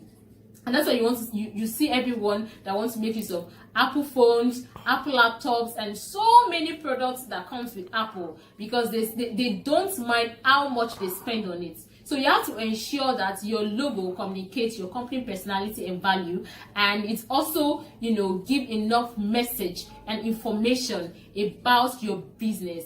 You also have to make sure that your logo fits in your profile picture, fits in letterheads, fits in so many things. Another thing to take a look at is the website, because your website is where people get quick information. So you have to make it very accessible, very easily accessible, so that people can get more information. You don't have to make your website looking like a place where they have to search before they find the right information. They have to be able to find your contact information, your pricing list. They have to find so many information within a short time, and have to also put SEO in mind and make sure that search engines are bringing valuable information about your product from your website. Then the last thing I'm going to talk about is your social media platforms. How are you making use of your social media platforms? You have to make sure you tailor your post to the right social media platforms. You have to know that there are some social media platforms that require some certain content. Let's take Snapchat for example. Snapchat, take content that are fun, that are lively, and the content are mostly targeted towards young people. Now, when we are looking at Instagram makes sure that for you to get likes and comments on Instagram, it makes sure that you post quality images, quality videos for you to get more likes, more comments, more engagement. And for Twitter is a place where you look out for recent news, you look out for current events, current updates. So people are expecting to find current and recent updates about your product, about your services. And then for Facebook is a little bit of everything. So it's a little bit of fun, it's a little bit of finding good content, quality pictures, videos, and balancing all these things together. There are some social media tools that can help in building your business brand, and one is Hootsuite. Hootsuite can help streamline all your platforms and track engagement. And then we have Google Analytics. It helps you see how your audience are growing. It helps you to take charge of your engagement, check the commitment of your audience and so on. There are so many platforms where you can learn about personal and business branding in order to improve your online presence. You can visit Google University or YouTube University to learn about them, and you're going to find more tips, you're going to find more materials, more information about all this. And I hope I've been able to give you 1 or 2 tips that help in your personal and business branding. Thank you.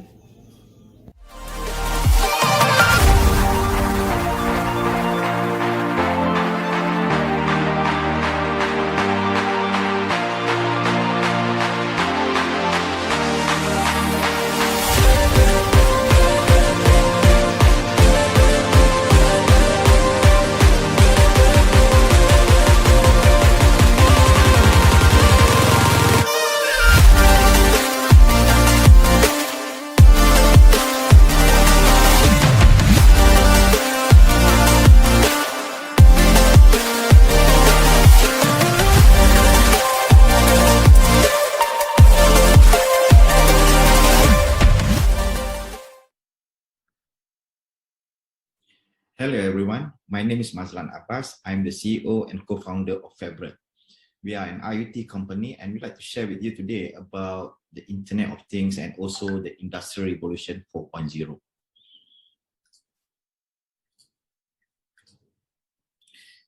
If you look at the trends today that we are seeing now is that these new technologies are coming together and it will disrupt the whole business operations in the coming years.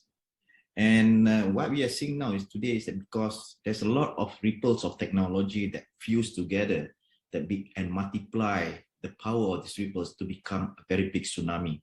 As you know, that tsunami is a very huge mega wave that will come in, and in fact, it might be destructive to many people or even organizations. What we are seeing now is that IoT is now at the stage of inflection. When I say inflection, it's because, as I mentioned to you earlier, the ripples of technology, like the hardware itself, has becoming very cheap and also smaller than before. Connectivity-wise, we have seen, the growth of wireless technology from various network that you see, from local area network to wide area network, and now we are seeing the new technology like the low-powered wireless area networks such as Sigfox, LoRa, and narrowband IoT. This is specifically for low-powered devices, which is for IoT. We are seeing the trends in software development. It's becoming more simpler and faster to develop, sometimes even without any coding. We have seen the number of chips the number of transistors have doubled every 18 months to 24 months, according to the Moore's law. And because of the players that we are seeing now, the players in the whole IoT ecosystem, it has come together and becoming a very complete ecosystem with all the relevant players that can deliver total end-to-end solution. So what we are seeing now is that IoT is part of this era of industrial revolution, which we don't call it an evolution, which is very slow and gradual change. But we are seeing a very big revolution, which is very disruptive and very sudden change. As you know that IR 4.0, it is encompassed all the industries rather than industry 4.0, which is related to manufacturing.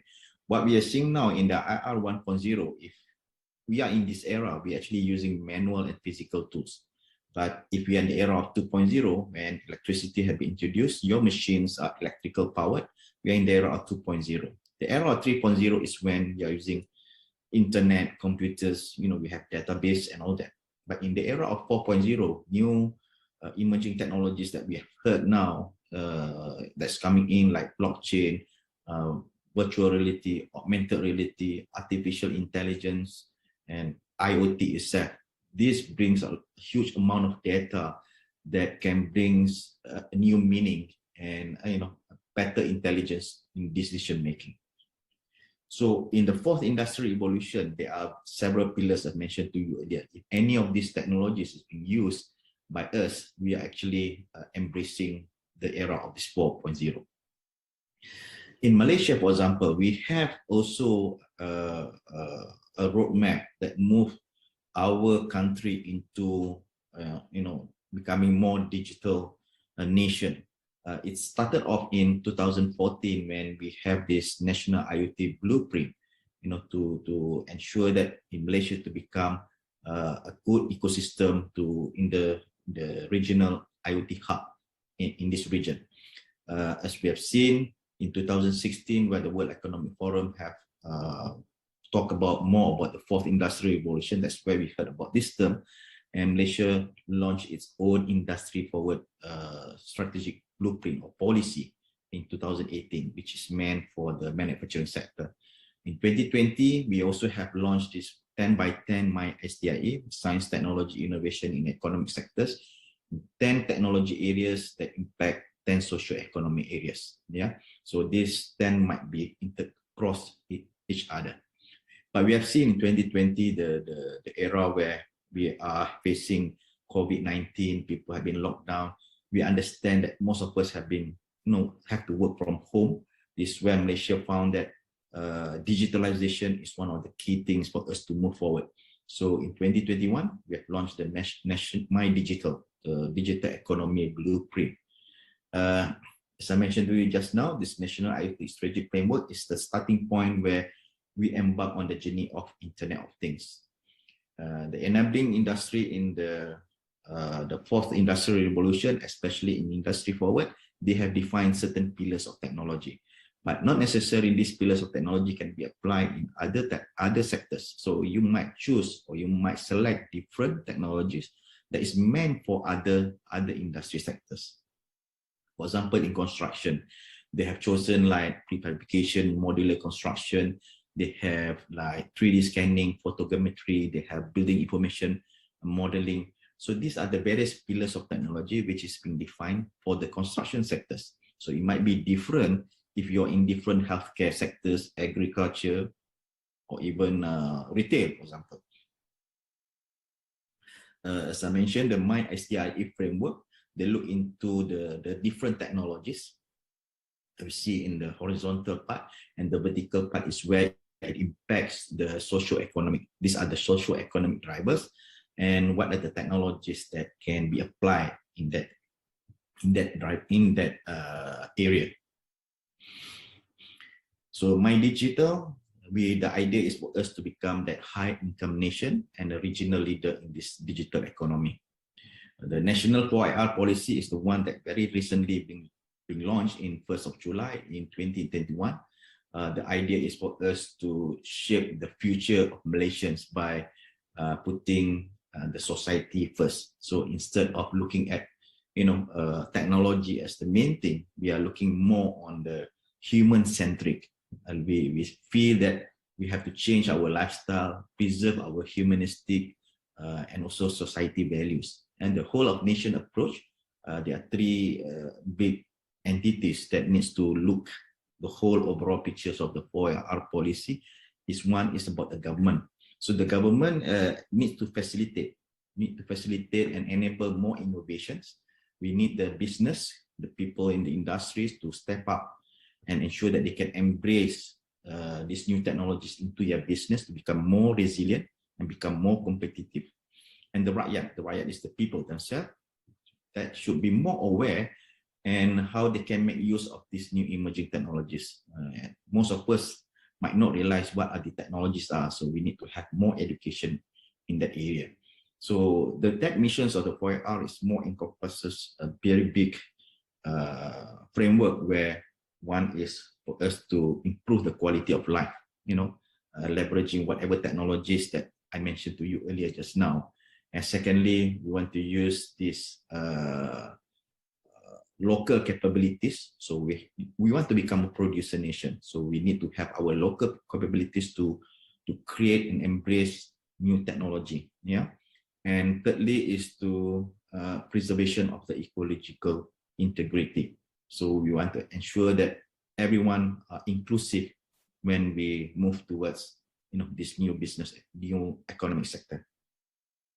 So the 5 foundational technologies as in the recent 4R policy just show about 5 areas: the AI, IoT, blockchain, cloud computing or big data analytics, and advanced materials and technologies. Again, the technology sectors can be huge. It can encompass from manufacturing, transportation, healthcare, education, agriculture, utilities, and other sectors. For example, like construction, arts, real estate, mining, administrative, and so on. So these are the areas that have a very big impact, which whenever we apply these new technologies. So to understand further where we are in this industrial revolution, it's simple for us to look at the way that how we do today.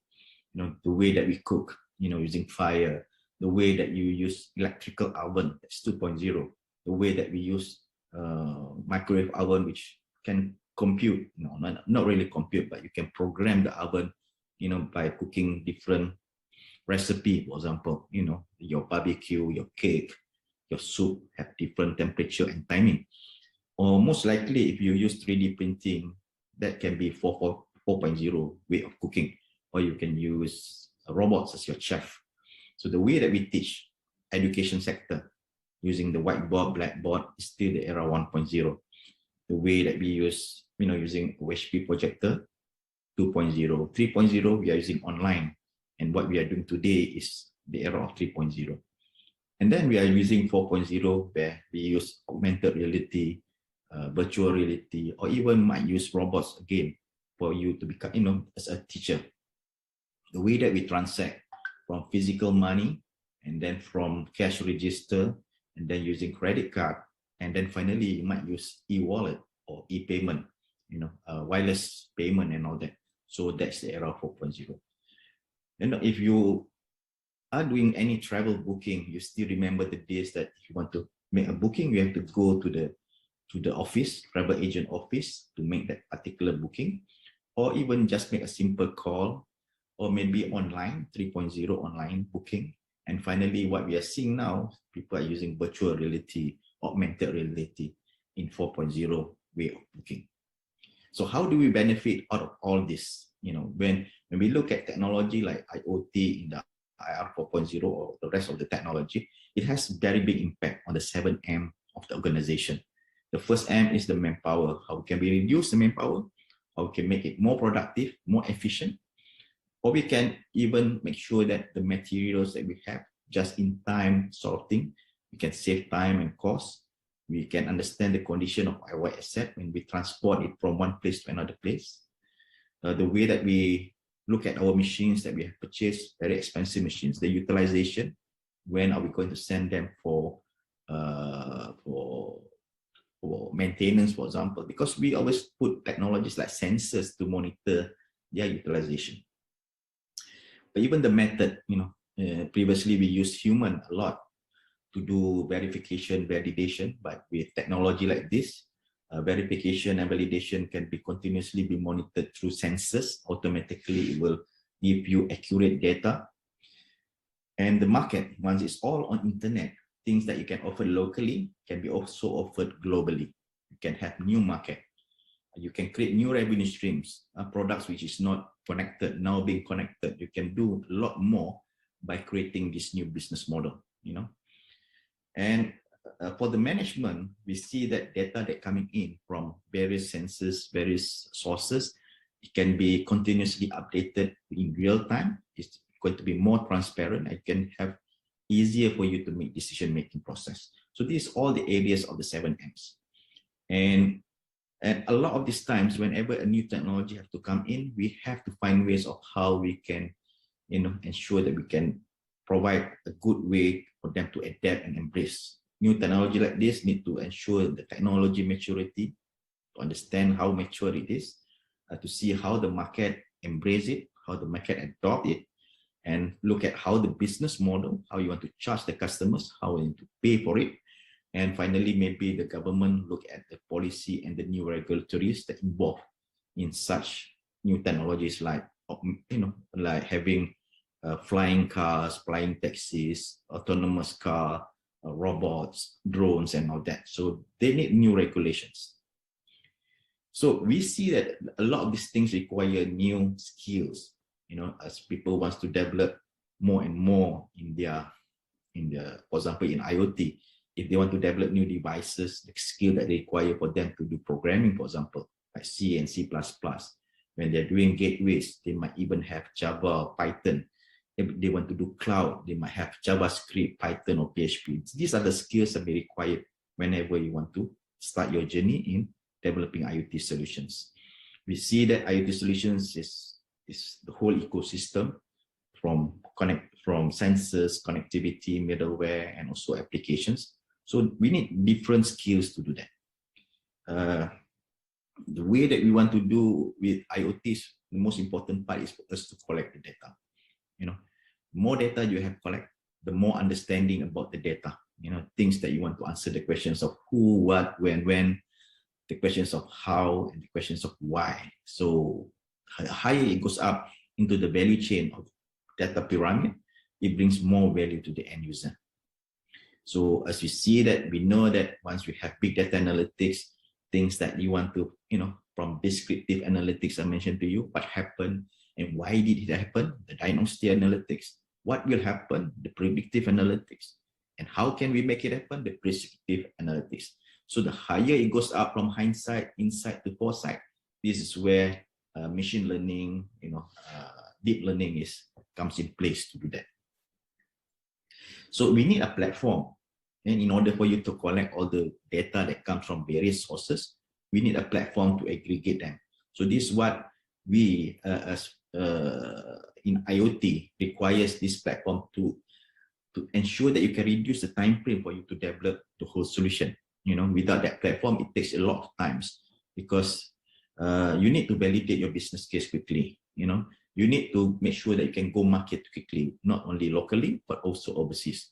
You need to include to test it out, whether the protocols, the hardware, and the devices are easily integrated and the data can be easily collected. Yeah. So, for example, like Fabric, we have this IoT middleware. We are a platform as a service. We allow the users to subscribe to the platform, forget about all the whole team middleware because we manage that. And you as the end user, we just can create your own applications and you own the data that you have collected. So we have seen there's a lot of categorization of IoT platform. We consider ourselves as developer friendly. We allow other devices to be easily connected and other systems to be connected to. Yeah. When we see that this IoT project issues, we see that a lot of times people have difficulty in, in calculating and doing their project because they have issues of, incomplete lab facilities. They need time for them to. They need more time to do their own research, to vet through all the middleware that's out there. So a lot of times the IT projects cannot complete in time because sometimes when they do this, they have difficulty to complete everything.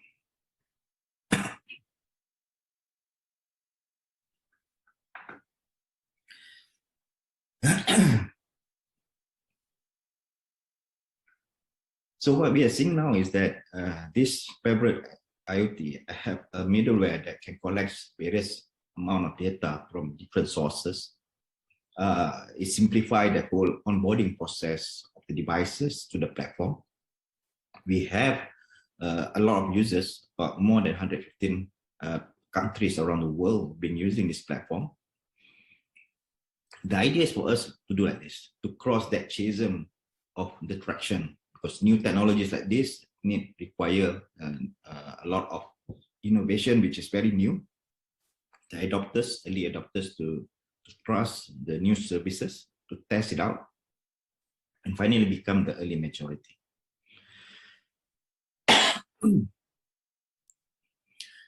So we see that there's a lot of barriers in IoT, but I think one of the biggest barrier is actually the mindset transformation, because once we can break that, technology can come in place easily.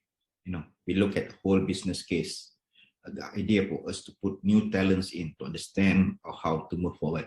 The processes need to be changed. The whole culture within the organizations have to change too. Yeah. And finally, you have to break down all the barriers within the organization, test it on pilot trials, and then you can create new business model. So with that, I would like to say thank you very much. Assalamualaikum.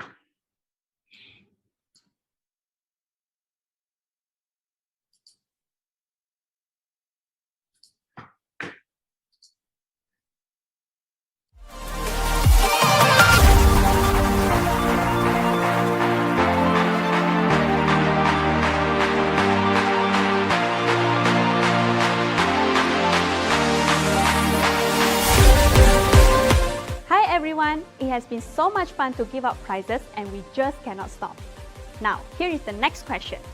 What is the theme of Adapt Convention 2021? If you want to win this prize, make sure to scan the QR code and key in your answer correctly. Good luck!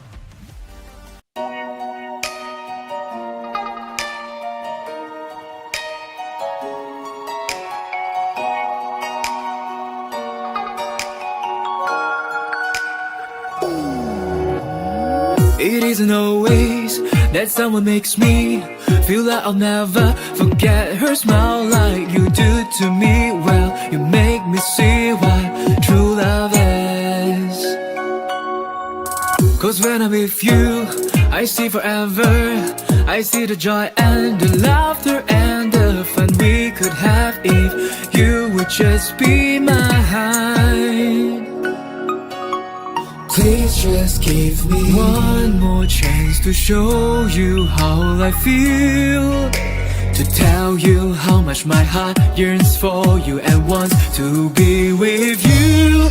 Girl, you are everything, all I ever wanted, everything, all I ever needed. You light up my every day, tell me that you'll be mine. Girl, you are everything, all I want in my world.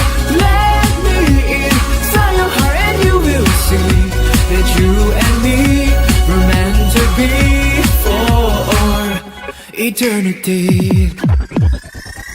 No matter how far this journey takes me, I'll never give up, fighting on for your hand in my soul. Sweet divine, complete me. Please just give me one more chance to show you how I feel, to tell you how much much my heart yearns for you and wants to be with you. Girl, you are everything, all I ever wanted.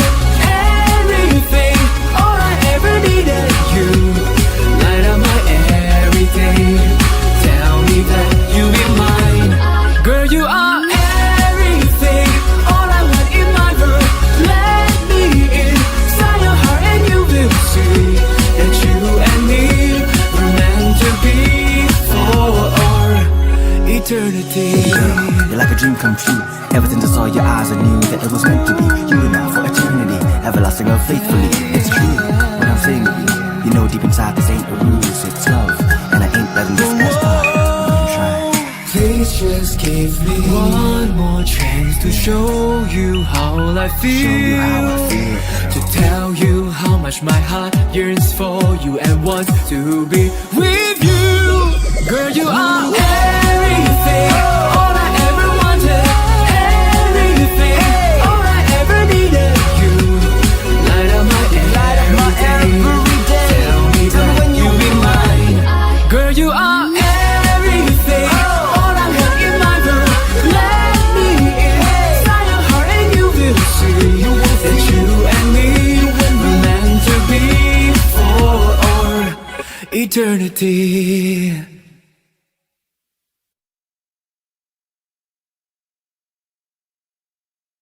This is the end of day 2 of ADAPT 2021. Hit us in the comment below, what is your takeaway from today? Till then, see you again tomorrow, same time, same channel. Goodbye!